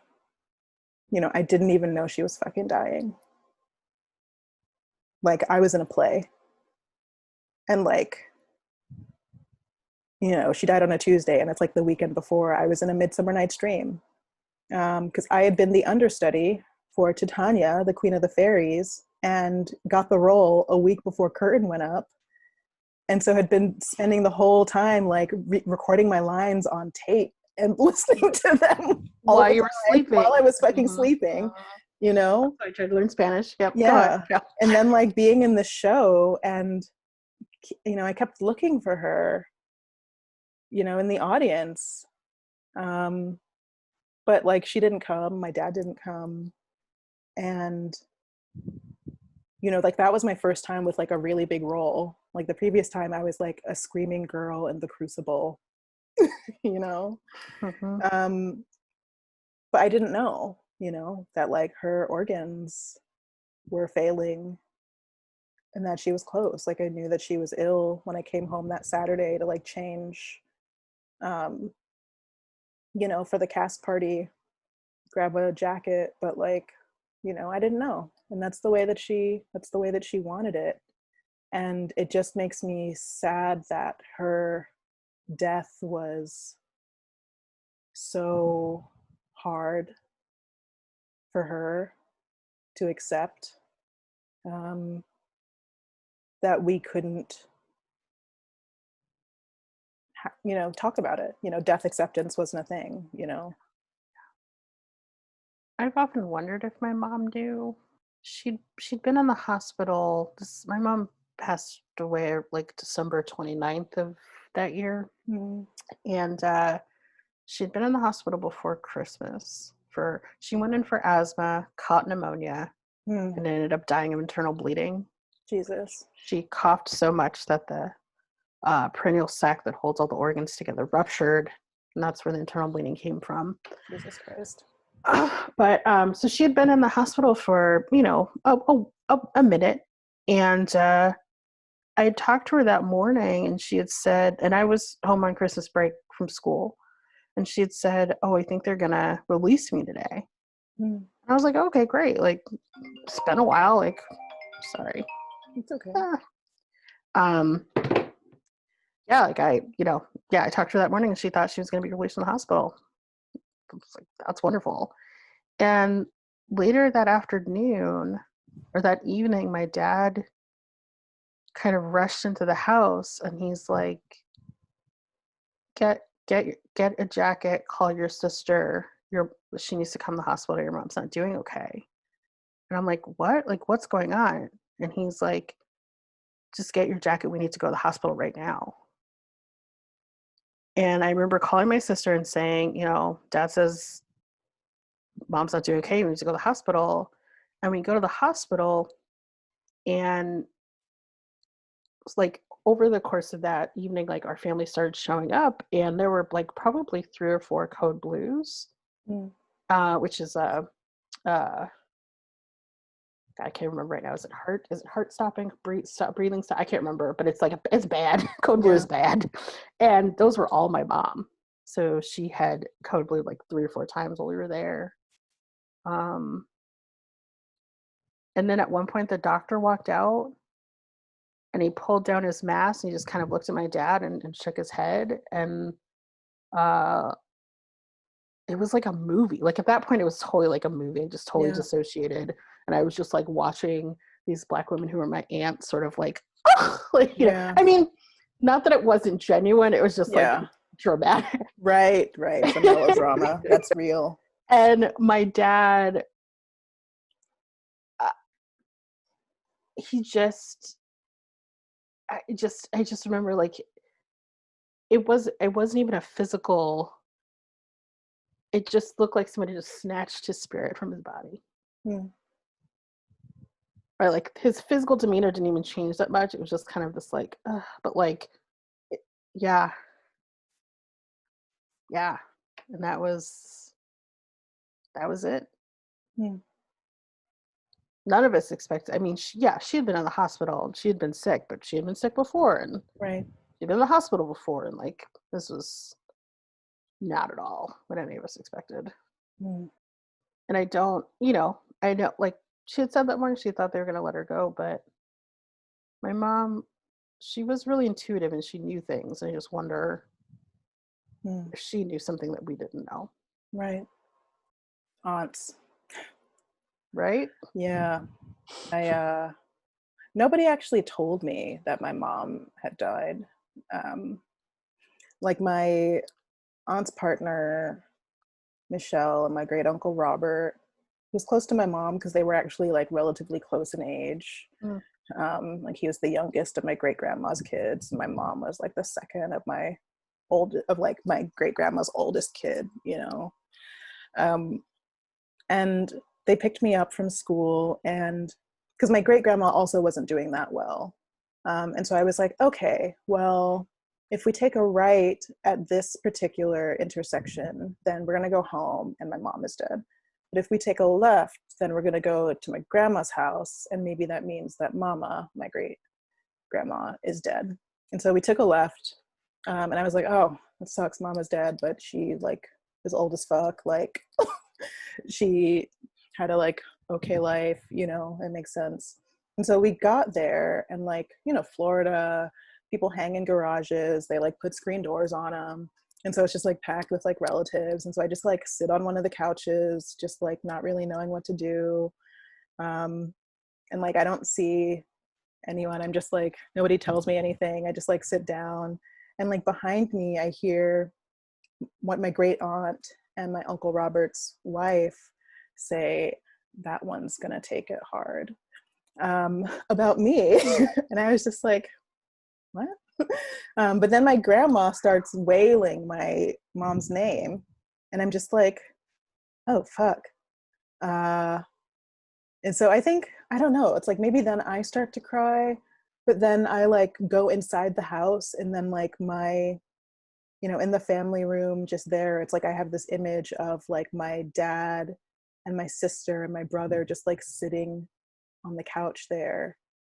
um and there's like other people around, you know, but they're just like, you know, that what you said about your dad just like feeling like his spirit was just like plucked from him. There was just like, they were like statues, you know, they just like, there was something,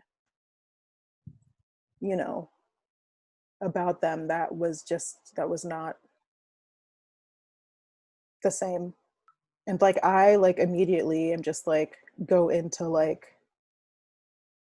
you know, like responsible middle child mode, you know, start like grab a phone, like grab my mom's address book, and like I was like, somebody needs to call her friends from her residency in like Stony Brook. And so I like find them and I like call them and I'm like, hi, this is alea, adigweme. I think you're friends with my mom. And they're like, oh yeah, like how is she? And I was like, she's dead. And they were like, oh, uh, okay. Thank you. And I was like, okay, bye. And then of course people start like calling back at the house, and I'm just like, oh shit, I'm busted. Yeah. You know, because I was like in the bathroom, like making phone calls. Which is just like, now that I think about it, like a weird thing for a 17-year-old to be doing. Just like, I must alert these other people who my mom cared about, because that's important, you know, just I like, remember making those phone calls. yeah, so weird, like the level of responsibility, Mm-hmm. um, I like took upon myself, um, pretty much immediately. But also just the like the fact that nobody was just like, hey, hey, we got some bad news for you know? And it's just like, I That's remember just like fucked up. coming to the office in my high school, and like my principal, who I knew personally because I had like battled with him to start a gay straight alliance at Cypress Creek High School. I just remember his face. It was just like, you know, just like really fucking bummed out. Um, this like middle-aged white dude with like the most fucking like deep South North Florida voice, you know. Um, and like what we talked about in the car on the way to my grandma's was just like, oh, like your principal knows you, says you're like a really excellent student. And it's like my school had 4,500 students, you know. Um, and they were just like, oh, like you must be really great. I'm just like, why are we, what are we, nobody, I guess nobody knew, but also like nobody thought it was their job, or I don't know. I just like, when I think about what I know now about death and about death positivity and, you know, like the kind of movement around rethinking death and dying in the United States. Everything that occurred, just people did it wrong. Mm-hmm. You know, everybody Mm-hmm. did everything wrong. Mm-hmm. Mm-hmm. Because they didn't know any better, partially, but also part, you know, I don't know. Wow. I can't believe that no one told you. Yeah, I had to use my powers of deduction, Sirius Bonner, which is, you know, as you know, one of my superpowers. I am Yes. a detective, Yes. one of my skills. But that's how I had to deduce that my mother died from contextual clues, because nobody was like, hey, kid, your mom's dead. Wow. Yeah, yeah, yeah, yeah, yeah, Wow. yeah. And But like, go ahead. no, that thing you were saying about the responsibility, Yeah. that's also, yeah, there was like this moment of like, okay, well, we have to do all these things. We have to contact these people. We need to clean the house. And, and my dad was like on top of a lot of that. You know what I mean? Like, Mm-hmm. especially from a dad perspective, like insurance and funeral homes. And like he was doing those things, but I had to do this other stuff. And then there were all these other people around to like, thankfully the family just descended. Yeah. And the thing, I don't know if this happened to you right afterwards, but the thing that would happen to me is that people would say, how are you doing? And I'd be like, I'm fine. Yeah. And then like the critique of, I'm fine, like that was not okay. Mm-hmm. Like, Mm-hmm. which was really hard because I didn't know how else to respond to that question. Exactly. It's like, you're not really asking. No, You're not asking. You don't want to know how I'm actually doing. I Like, don't know if you give a how fuck I'm about my doing. interiority, I mean, I would have seen Yeah, signs of it before now. yeah, like I Also, don't. like, how the fuck do you think I'm doing? My mom died. I'm a Yeah, teenage girl, you know? yeah. What? Yeah, but yeah, I just remember a lot of that. I'm fine. You're Mm-hmm. fine. Mm-hmm. Yeah. Like, I remember just like the things I had to do, like going to get our hair done, my sister and I, at like the place we usually went, Mm-hmm. and us just being like, and I think the lady had just like asked after our mom, and we were just like, she's dead. And then like both cried. And everybody was just like, oh fuck. Or, you know, like going to shop for like a funeral Mm-hmm. outfit at the Mm-hmm. mall. Mm-hmm. And I'm just like, well, I was in my point where I was just like, fuck dresses. Ew. But also like, you know, I was like, I want this pantsuit because I can also use it for debate, you know, or whatever. Like, Mm-hmm. Mm-hmm. Mm-hmm. I guess I like was not debating that much my senior year, but I was just like, oh, this is multi-purpose, you know, just like, Yeah. just these like little things that are, I don't know, like I remember like standing at her graveside and realizing one of my feet was in a pile, was in a fire ant nest, and needing to like remedy that situation immediately, you know, because I'm just like, oh shit, there's like ants biting my foot, Oh my God. you know, Florida. Yeah. Yeah. Just like the weird like snapshots, you know, and that's just like the way that grief and trauma really work. Yeah.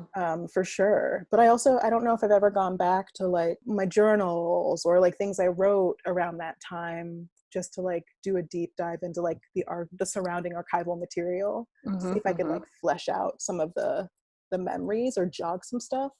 Because I feel like part of saying I'm fine is just the like, you know, just Yeah. like I'm just like Yeah. shutting that down. And I might not even remember all this, you know, however long. I remember there are a few things that come to mind immediately. One, there was this conversation happening around me about her service Yeah. that I wasn't involved in. And I had to like stop because I was doing something. I had to stop doing that thing and be like, I don't know. My dad was, I don't know who else was involved. It was like, she always wanted You Can't Always Get You Want played at her funeral. Mm.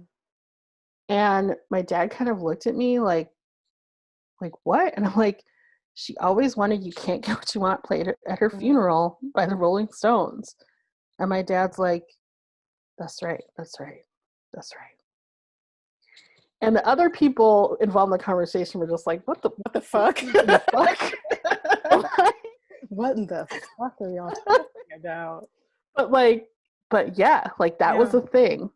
And I remember shopping for funeral clothes, Mm. and I found this dress in black that I really liked, but they didn't have it in my size, and so I had to get it blue, and getting really upset about not being able to wear black Mm-hmm.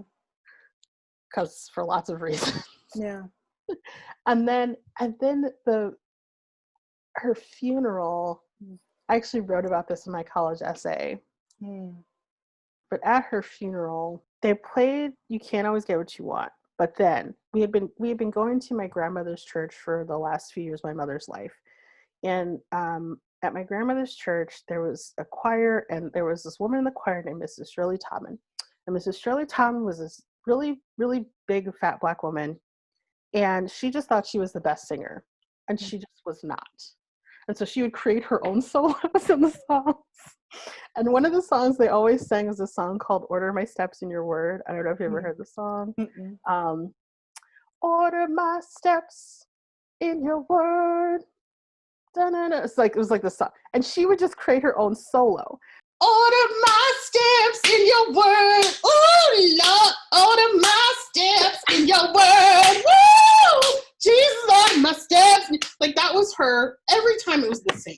Yeah. And so, like, my mother and I had this long going, like, joke about, like, how much she hated that song and hated when Shirley would When Shirley would do her thing. like, oh, we just hated it so much.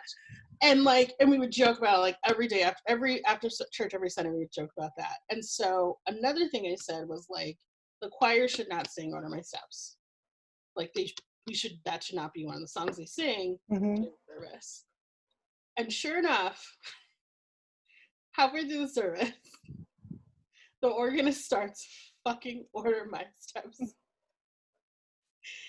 And sure enough, Mrs. Todman, the choir's, order my steps in your word, like, singing the song. Yeah. Like, she's just, oh, Lord, order my steps in your word. Oh, Jesus. Like, the whole thing. And, like, I'm just sitting there like, oh my God. It's exactly what I didn't want. And part of me was, like, really annoyed, but, like, the other part of me was, like, very aware of, like, how fucking funny my mom could find this whole thing. Yeah. She was kind of super hilarious. Mm-hmm. That moment of me was, like, really important because it just reminded me of, like, who she was and her humor and her,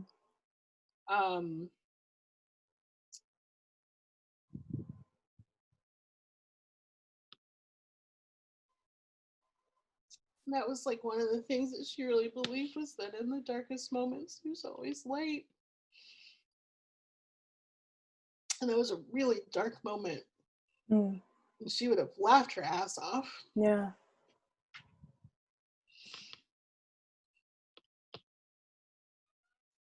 I mean, it sucks that people couldn't follow directions, but also it was somewhat of a sign. Absolutely. Yeah. Yeah. Yeah. She was definitely there in that moment, and I knew it. Mm-hmm. Knew she was there. Yeah. Ugh, church. I was so annoyed. I was annoyed for a number of reasons during my mom's funeral. First of all, like, the way that they put the chairs in the first row in the center section, there were only enough chairs for my grandma, my dad, my sister, and my brother. So I had to sit behind them a row. I was just like, okay, I guess I'll just fuck myself and sit in a different row. That's fine.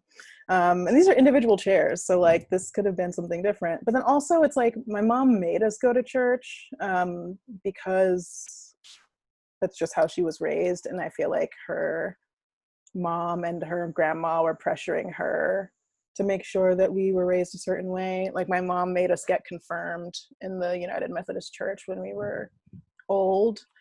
Like mostly people would get confirmed in like middle school, but I was like 16 and my sister was like 19. It was just like these like fucking middle school white children and us. Awkward, right? But also like we went to like this church on and off for, you know, 7 years, 6.5 years. It had recently gotten a new minister who like didn't know my family barely at all, and he just kept saying Roslyn, or as her family called her affectionately, Cheryl. And just like it made me just like, part of me was just like laughing inside, but part of me was just like, I want to kill this man. you Wow. know it's just like something as small as that. It's just so, it's like we got it the first time. None of us came late. We all have been here. The ceremony just didn't feel true to my mom or really significant in a way. I learned a lot about death and dying, I think, from that experience. And just like how, it's like, what do I want to have happen with me when I die, And it's like what does it mean to think about mortality and to think about relationships, my like relations with other people, and like how does it, I don't know, just like how to do being alive and then not being alive in a way that does like the least amount of damage to the people who are left behind. That's a really complicated question. Mm-hmm. Like my mom didn't have a will, allegedly, though there was like a safety deposit box at a bank that my aunt, her next youngest sibling, knew about and asked my dad about. Was just like, do you know anything about a safety deposit box? And he was like, what? No. And she like took out a key on a chain from under her shirt and touched it and then like walked away, which is just like some fucking melodramatic soap opera movie shit, But ostensibly my mom didn't have a will, and that really like fucked up everything, And it's like, while I have nothing but debt and like an unsold book manuscript on my computer, and so I can like think about like my literary estate, but I also don't have offspring, And so it's like thinking about like a will, thinking about like end of life planning. It's like, how, do you think that this process has, like, was the, I guess, handling of your mom's estate like relatively painless? And then like, how has that kind of influenced your own kind of planning and thinking about your mortality as a parent? That's a really fucking hard question. So my first answer is, oh, like that wasn't a problem for us. Mm-hmm. But I actually think that's not true. I actually think I might have been shielded from whatever was going on around that. Because I think there are a couple of things behind that. One, like my mother didn't have any assets. She wasn't working. She didn't have any of her own assets, whatever. My father was the primary breadwinner. And there was no, because of what happened, there was no insurance money really that came to us from her death. And then also there was, we looked into a malpractice suit at the time, but there was, my uncle is a lawyer, and he consulted with some friends, and he felt that there wasn't a case, and so that never moved forward. Mm-hmm. So there was no real assets that weren't already my father's. So there was like, as far as I was aware, there wasn't really anything. However, my mother was a hoarder, and there was this house full of things. Most of it worthless, some of it worth quite a bit. My sister talked about old insurance policies, possible safe deposit boxes, bank accounts that were secret, things like that. My mother had a lot of jewelry, like fine and costume, but a lot like really fine jewelry. And my dad's feeling was like all of it has to go, like all of that shit's got to go. And my aunts and my sister wanted to go through it all. And so he basically said, okay, you have 2 weeks, 2 months, whatever. Like he gave them a time limit. And they all came that first weekend and kind of basically took what they wanted and never came back. And so, not my sister, my aunts, I'm speaking of mostly. But, you know, a couple of them took some pieces of jewelry, which I didn't care about at the time, but now I wish that I had. And I probably won't get them back. This also really sucks. And then, so like the fine jewelry kind of piece is gone. And then whatever documents or anything there were about some of these other things, my dad he literally got rid of everything. It all went in a dumpster. Yeah, that's what happened there. And when I think about what we want to do, I mean, it's so hard because of Ellison, right? Like, if something were to happen to both of us, ugh. And we know that we need to do a living will, and we keep sort of circling it. And COVID has actually made that more real for us. Yeah. So I think like, yeah, I think part of our stuff is like we're kind of trying to, I don't know. Yeah, we need to do that. We're behind and we need to do that. And we're putting our family in a potentially bad position by not doing it. And that concerns me a lot. Thankfully, my dad is sort of taking care of everything. So, like, we know what's going to happen when he passes, and that's really great. My grandfather, on the other hand, has not taken care of anything. And so I think in his mind, he's just like, oh, it'll all go to my son, not realizing that, like, probate and government and all of that's going to come before the family sees anything of anything. So, It's not fun. no, it really isn't. Not looking forward to that whenever that happens. But I do think, yeah, we need to get on it for our little family. Yeah. I mean, it's really hard to think about because, you know, you don't need it until you need it, right? Exactly. And there are so many things that are pressing and more time sensitive for sure. And it's just like part of the culture to like not have to think about this type of stuff, you know?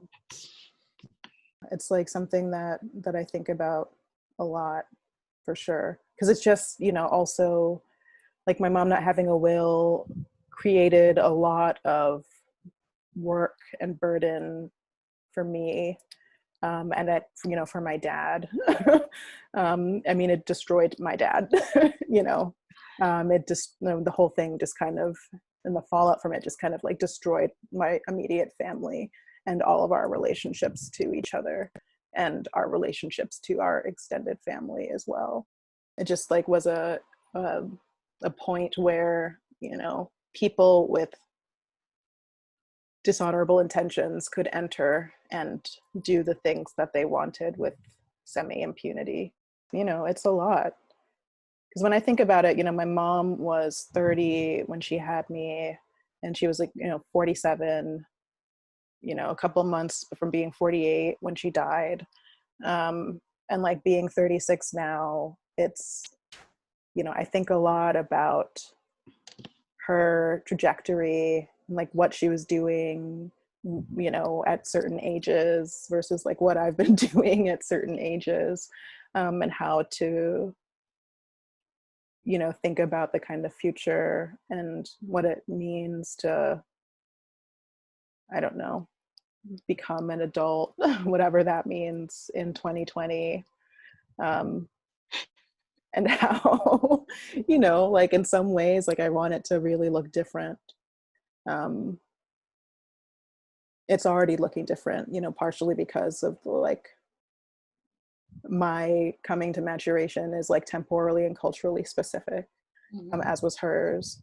But also it's just like, what I learned from her, um,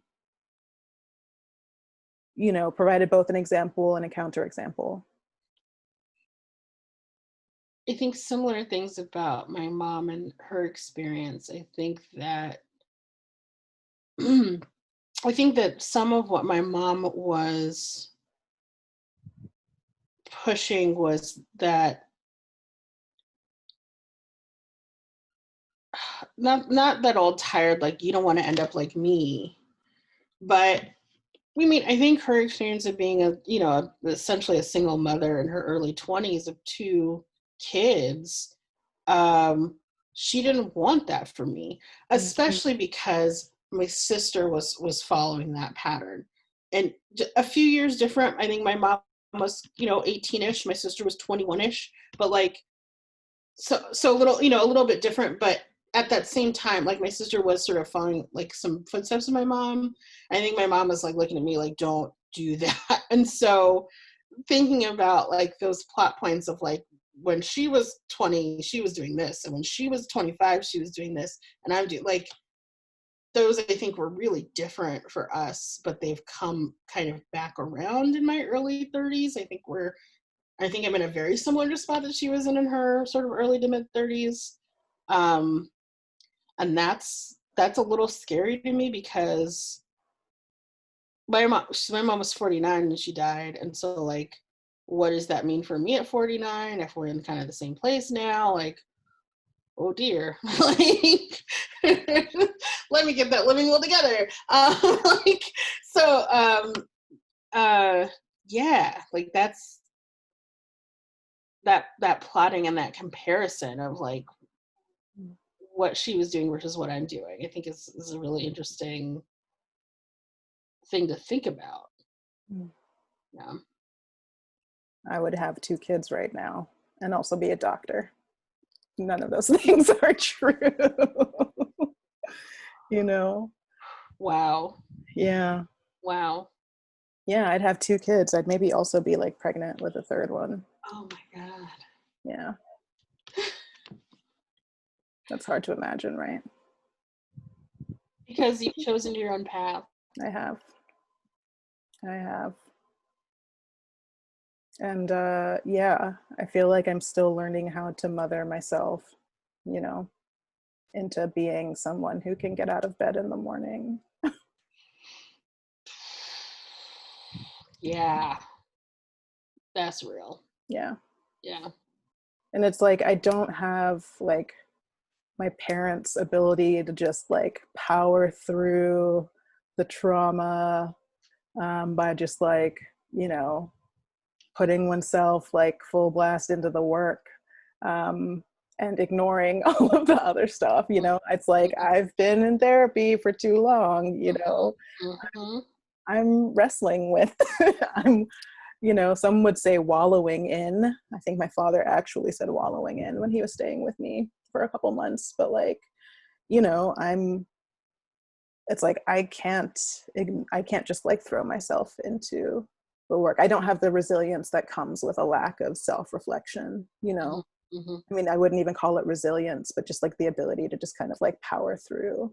Mm-hmm. um, Self-reflection is like a type of labor that I think is undervalued, and like people don't necessarily want to recognize how much it costs, because we think of compensation only in terms of productivity, and being self-reflective doesn't like that reflexivity like isn't compensatable. Like people don't think of it as a type of work, a type of labor that enriches individuals and also communities by extension.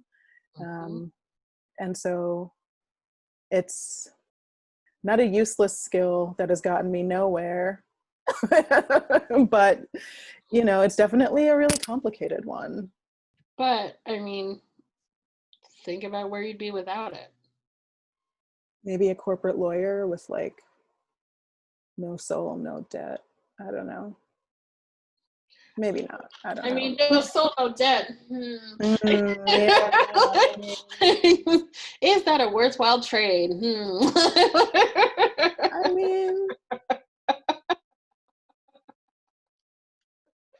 Oh I don't gosh. know. Maybe. I mean, it's not. I've chosen my path, and it's fine.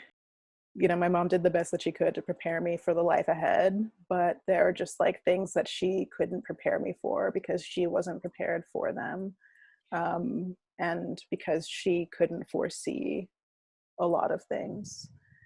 My parents, I think, at varying times in my life, have run into the fact that they like came to the United States and they raised me here. I was born here and they raised me here. And that means that like there are some culturally specific things. You know, it's like the more, it's like, you know, how when you leave the country and you're just like, ah, now I feel like an American. You know, it like becomes, it's like your Americanness is thrown into sharp relief. Um, you know, interacting with my parents, my dad, especially as I've gotten older, but then thinking about my mom in retrospect, I'm just like, ah, yes, like some of the things that you have butted up against are, in fact, my Americanness. So, like, you can't tell me shit, fuck your hierarchies. Yes.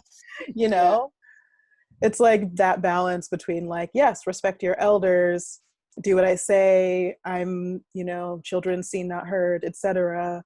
But also, you know, but like, why can't I think what I want to think? Why can't I do what I want to do? Like this like emphasis on like autonomy and like I have thoughts, like I'm gonna articulate them, you know? And it's like, if y'all wanted me to be more like you, like maybe you should have, I don't know, raised me in St. Vincent or like raised me in Nigeria. Um, and I feel like there was, you know, like I've talked to my dad a little bit about how some of our issues were cultural differences that we need to navigate. And he's been, I think, resistant to that, to thinking about it in that way. But I've, you know, increasingly come to see like a lot of the difficulties my mother and I faced as just like, you know, one, her feeling really stressed out with, you know, doing the whole cancer thing twice, and like, you know, difficulties in her relationship with my father, like difficulties with like work. But then some of it's just like cultural differences, you know, and our different approaches to being like Black people who are assigned female at birth, who are like moving through the world in like a particular set of bodies. But like neither of us had the language for that at the time. Yep. I don't even know if we barely have the language for it now. We barely have the language for it now. I mean, a lot of Yeah. people are just like, we're just making it up as we go along, you know? Yeah. Would your mom have identified as a feminist? That's a good question. I don't know. I think so, but we never really talked about it. Um, like everything that I know is just kind of from like contextual clues. I don't know. Yeah, like we never really talked about like that aspect of belief. Like I once asked my mom, I was just like, do all of our family members like vote for Democrats all the time? And she was like, My yeah, mom did too. yeah. She's like, yeah, though maybe like some of the folks who've been in the military will sometimes vote Republican. I don't know. Mostly, yeah. I was like, okay. You know, it's like I remember once, you know, because like my aunt, my mom's youngest sibling, and her partner, the one who like picked me up with my great uncle, you know, like they, like my aunt is now married to a man, but it's like they lived with us for a minute before they got their own place in Orlando. You know, like I went on a road trip with them to like Arkansas one summer where my aunt's partner was from. And I remember once, you know, a few years later when I was in high school, we were like watching as a family Xena Warrior Princess, um, thinking about like the deeply nerdy things that parents like. And, you know, the whole Xena Gabrielle thing. My dad, I don't remember what he said, but he like made some comment um, about them. And I remember just being like, what the fuck? And my mom was like, oh, come on, you don't even really think that. You know, she was just like, come on, Yeah, dude, yeah. you know, like about them being gay. And like my father's like never, like I haven't, he's never articulated anything of that nature to me really since. Like he's definitely been like, I don't get what the whole pronoun things are about. Like it just seems like borrowing trouble, like meh, microaggressions are no big deal. And like we had like a conversation about that, but like, you know, he had otherwise like never really articulated like anti-queer politics, and like the fact that like I was, you know, like when my mom died, I went to go stay, we all stayed with like my aunt and her partner, while my dad, because we still had Christmas decorations up in February, you know, because Yeah. Christmas was like my mom's big thing, and like she just like hadn't had the energy, nobody had the energy to take everything down. And so like we stayed with them. My mom didn't necessarily, she had like a broadly, I have to like cobble it together, you know? Like Mm-hmm. I like all of the like her politics from like what kind of like the kind of smaller examples that I have, thinking about like feminism, thinking about like multiracial solidarity. When I was a kid, like maybe like kindergarten or first grade, living in Brooklyn and East Flatbush, which is like primarily like Caribbean neighborhood. But you know, on Avenue D down from my grandma's house, you know, there were a number of restaurants where it's like my sister and I, when we would spend summers there, like we would get to like go and like buy something. And so once my uncle referred to the Chinese food restaurant using a racial slur, and I, in a later conversation, like repeated it to my mom, and she was just like livid. And she was like, never. Like, how would you like it if people were coming to our house and they said they were going to the N words? And I was just like, that would be terrible. And she was like, exactly, you know? Yeah. Mm-hmm, mm-hmm, mm-hmm. And so it's like those like little moments are when I kind of what I kind of cobble together in order to like kind of hypothesize what her politics might look like or how she might have identified, because I feel like a lot of it, I don't know, because I feel like a lot of our conversations were so based on her attempting to instruct or correct me or like chastise me in some way, or like, you know, saying things that were just like fucking mean, you know? And so I didn't really get to learn. I feel like anything I learned about her was accidental. Mm. Wow. What about your mom? Do you think she would have identified as a feminist? You know, I don't think so. I think she might have I think she definitely sort of identified with what we might define as the broad tenets of feminism. Mm-hmm. But I think she was also looking at it as like those weird bra burning white women. Right. Mm-hmm. And so like yeah. And I think in a similar way, like I've had to sort of cobble together what my mom's politics were.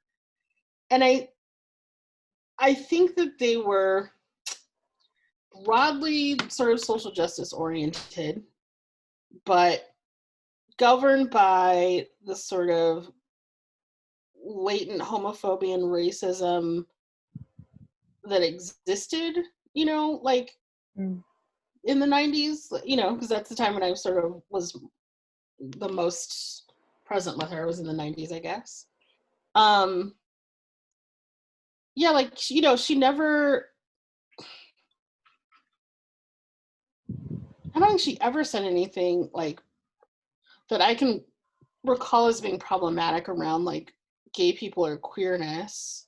I remember once, again, movies being a big part of my family's life.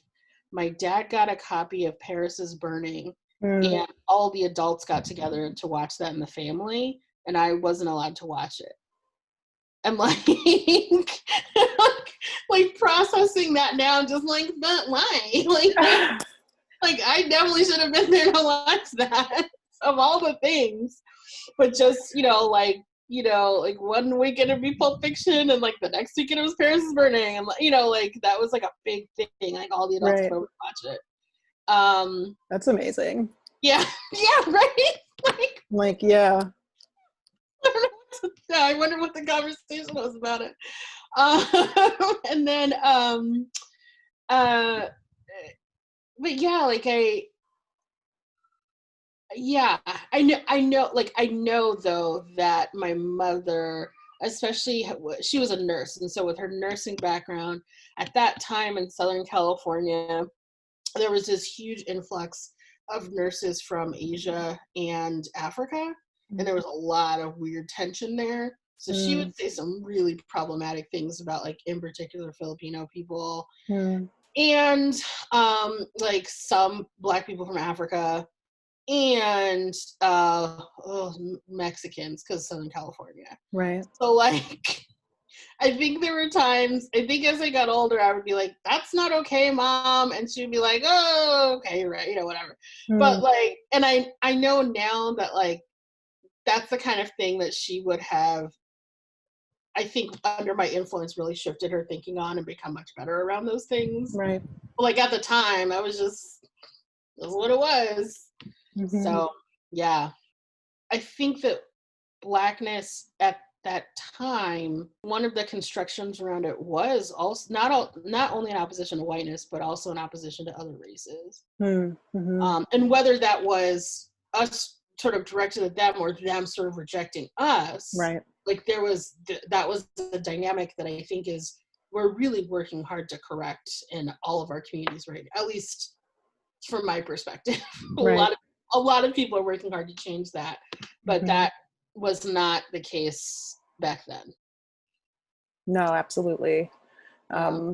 Just thinking about like multiracial solidarity and like movements for liberation and like to fight white supremacy, and like how, like white supremacy and like whiteness in general is definitely based on like a pitting against, Yes. like, one, you need blackness in order for whiteness to exist, but you also need people who are in between these two poles that have been constructed, and you need to kind of constantly foment strife in between like the people who are not categorized as white but also not categorized as Black, in order to like prop up like both of those concepts, right, and make them like functional in terms of their implementation for neoliberal like capitalist projects.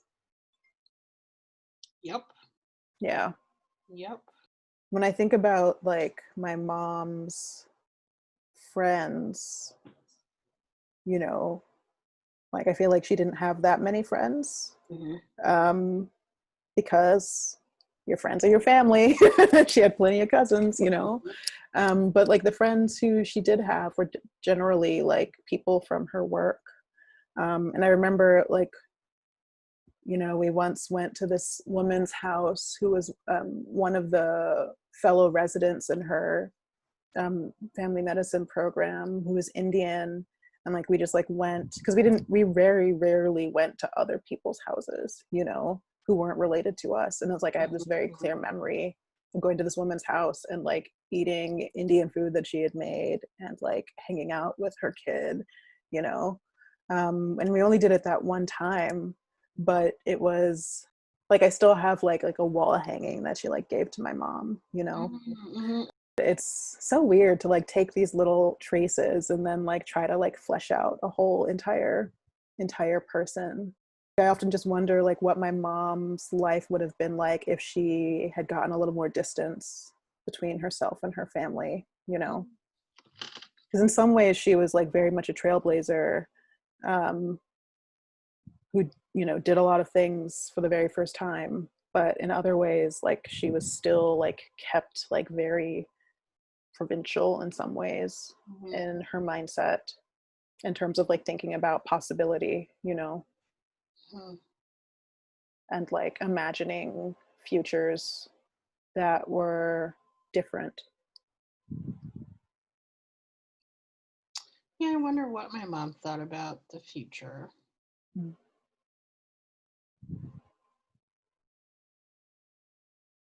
I have no clue. I have like no fucking clue, you Yeah, know. yeah, I have no idea.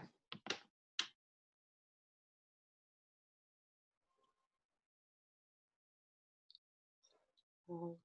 One of the reasons why I made the Rosalind Forbes adigweme Memorial Library on like the 17th anniversary of my mom's death when I was 17 is because I didn't really feel like there was any closure because I wasn't told about her death um, before it happened, like her impending death, but also I think, you know, like having had and been treated for cancer myself and you know, wrestling with my own mortality and with recovery and with rest and with work and with what all of that means. I wanted to create a space that both felt like a site of meditation, but also a kind of communication, like ancestral communication. And so bringing in archival documents, bringing in images of my mom, bringing in information about St. Vincent, where she was from. And so I was doing a lot of archival research to learn more about that island because we never went together. I have only been once in 2011. And, you know, one of my cousins said that she had always wanted to take me, but she never had any time because she was always working. Um, and so, you know, the library for me was a way to try to be in a space that facilitated communication and like rest, but it actually turned out completely differently. Um, in that, you know, I was working on it and adding stuff to it every single day that it was open. So it was open for like several weeks. Um, and so there was, I think, actually like very little like rest and just sitting that happened when I was there. Um, I was often doing work. Um, but it also was, you know, thinking of like signs or things that are strange. It's like towards the, you know, middle slash end of that gallery show being open, I like was crying. I mean, I spent the whole time just like crying a lot, a lot. But you know, I was in the library in the gallery, like crying, and just kind of having a little mini meltdown. And then, you know, just like dried my little tears, and then was like, okay, like open your laptop, get to work, get back to work. And then I opened my email and saw an email from the chair of the art department, who's now my advisor at UCLA, saying that I was one of 4 students who were going to get interviewed for 2 spots and that she wanted to set up an interview with me, which felt like, I don't know, like it felt like something. Like, I don't know that my mom, who thought I was really shit at drawing and so always made me use stencils or clip art on the computer because it wasn't good enough for her, would have thought I would ever go to art school or would have wanted me to go to art school. Because part of my huge complex, I think, about thinking that I wasn't an artist for a long time was just like, I suck at drawing. My mom said so. It's not good enough to get an A on this book report where A's aren't even really, it's like excellent or not, you know? Um, but it was just really interesting because part of the library, like part of how it came about was that I started doing these drawings as a way to try and like be less of a bathrobe person after I dropped out of my PhD program, after I, you know, was done with cancer treatment. And I was just making these like stained glass, you know, book of hours, illuminated manuscript influenced pieces on craft paper, and then treating them with beeswax, and just like spending hours and hours and hours drawing tiny flowers and leaves. And like part of it, honestly, was like, fuck you, mom. I'm fucking drawing. I'm fucking drawing, bitch. But also, like, part of it was just like, you know, especially because when I was doing that drawing, I was watching this like bootleg, like Russian bootleg of Beyonce at Coachella before Homecoming came out, you know? And so I Yeah. would just like put on my sneakers, be in my living room watching this Russian website that had this bootleg of Beyonce, and just like wearing my bathrobe and just like drawing for hours, like 8, 10, 12 hours a day. And that's how that show kind of developed. And it really was the beginning of like a real kind of pivot point in my trajectory, and like an acceptance of the fact that, like, you know, a part of my artistic practice that I was treating as, you know, not very substantial, not important, not official, not anything to do and like tell people about, was like as critical to my work and my kind of lifelong project as my writing, you know, and to like put all of these things together could lead to, you know, not only like better work, but also like a better understanding, deeper engagement with myself and with my past in Mm-hmm. preparation for the future. Like part of the library, it was like the goal was to think about the past, think about my first 17 years when I had my mom, think about the 17 years without my mom, think about the 17 years moving forward, you know, like the next 17 and what that would look like. Um, and, you know, I'm still not quite sure because catastrophic planet failure, pandemic, 2020 is full of surprises. Um, but also like that helps me because, you know, when you're depressed, it's like you can see, you know, 1 inch. For me, I can see 1 inch in front of my face. I can see, sometimes I can't even see to the end of the day, you know. And it's like having dealt with major depressive disorder that has like severe recurrent episodes on a regular basis, like for years, and like crushing anxiety. um you know, it's like thinking in that expanse of time was really interesting and like revelatory in some ways.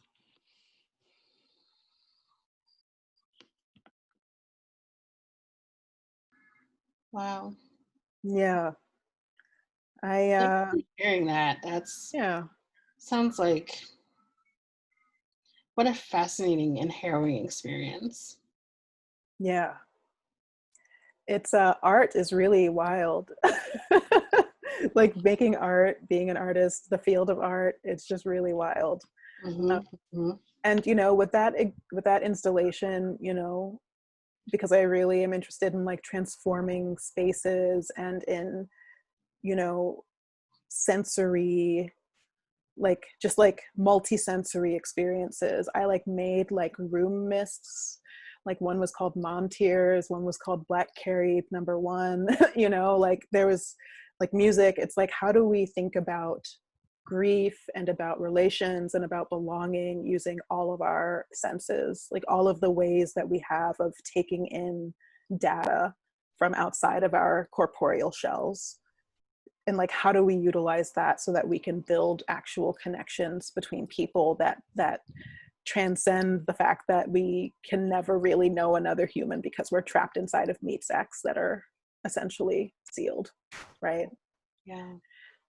Those questions have mm, been coming up more and more for me as I've also been kind of thinking about, you know, as I like get older and I think about children and I think about my career and about, you know, the timeline, late 30s, eggs, finite number of eggs, you know, like, and my mom and inheritances and epigenetics and, you know, what I've inherited and what I will pass on.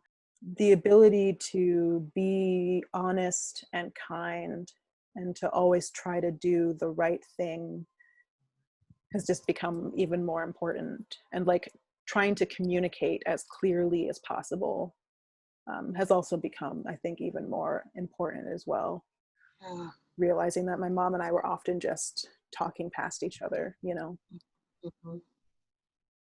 What a time to be alive, right? Yeah, really, really. Like, what a time to be alive. No, truly. This is wow. Hmm. Yeah. I don't think our mothers ever could have anticipated us going through this. No way. Unless your mom was a Stephen King fan like mine was and knew the stand was going to happen at any point. So No. She was a big romance novel reader. I see. I see. So, you know, happy endings. Yeah. That was her thing for sure. I really don't know what they would have thought. And it's like, I think just like how my mom would have navigated like just this carnival of tragedy that's like Mhm. been this kind of constant like drumbeat of like horrors, and like what that would have looked like what her engagement with community, with family would have looked like. Mhm. um, Mhm. but I don't know, you know. One of the things my mom always joked about was how she was gonna follow me to college. She was Mm, gonna move wherever I moved, and like that's why it didn't matter. I didn't need to go to college close to home because she was just gonna follow me wherever I went. And like how that used to make me so annoyed and upset with her when I was a teen. Oh my god, mother! Ugh, I just really mm, hated that. But like looking back on it now, I just I wish that you know, like I wish she'd been alive to follow through on that threat, you know, like yeah. or like where, you know, I wonder about like where she'd be now, like would she be with my I know I I don't know that my parents were headed for a divorce, but I know that like things were not great. Hmm. And I just wonder how that would have played out over some more time. I wonder if she would have followed my sister to the Bay Area. I wonder if she would have come here. I wonder if she would be driving like between here and Southern California on a regular basis. Like, you know what I mean? Like, Yeah. yeah, I just, yeah, yeah. I wonder what that would look like. Hmm. A huge thank you to Ebony, and the Black Feminist Kitchen for running the Black Feminist Summer School. This is such an amazing experience to be a part of, and I feel really grateful to be able to be in conversation with my sister friend about grief and about our moms and about moving through the world in bodies that are gendered and racialized in particular ways, and how we can be both um, reflective about the relationships that we had with our mothers, like in very kind of honest ways, that wrestle with grief, but that also enable us to laugh and find humor and, you know, think critically about the ways that our maternal relationships have really shaped us as people, um, as you know, for both providing examples and also for counter examples as well. Yeah, I want to echo that. Yeah, I think you just said it. I don't need to say anything else. Cool, cool, cool, cool, cool, cool, cool.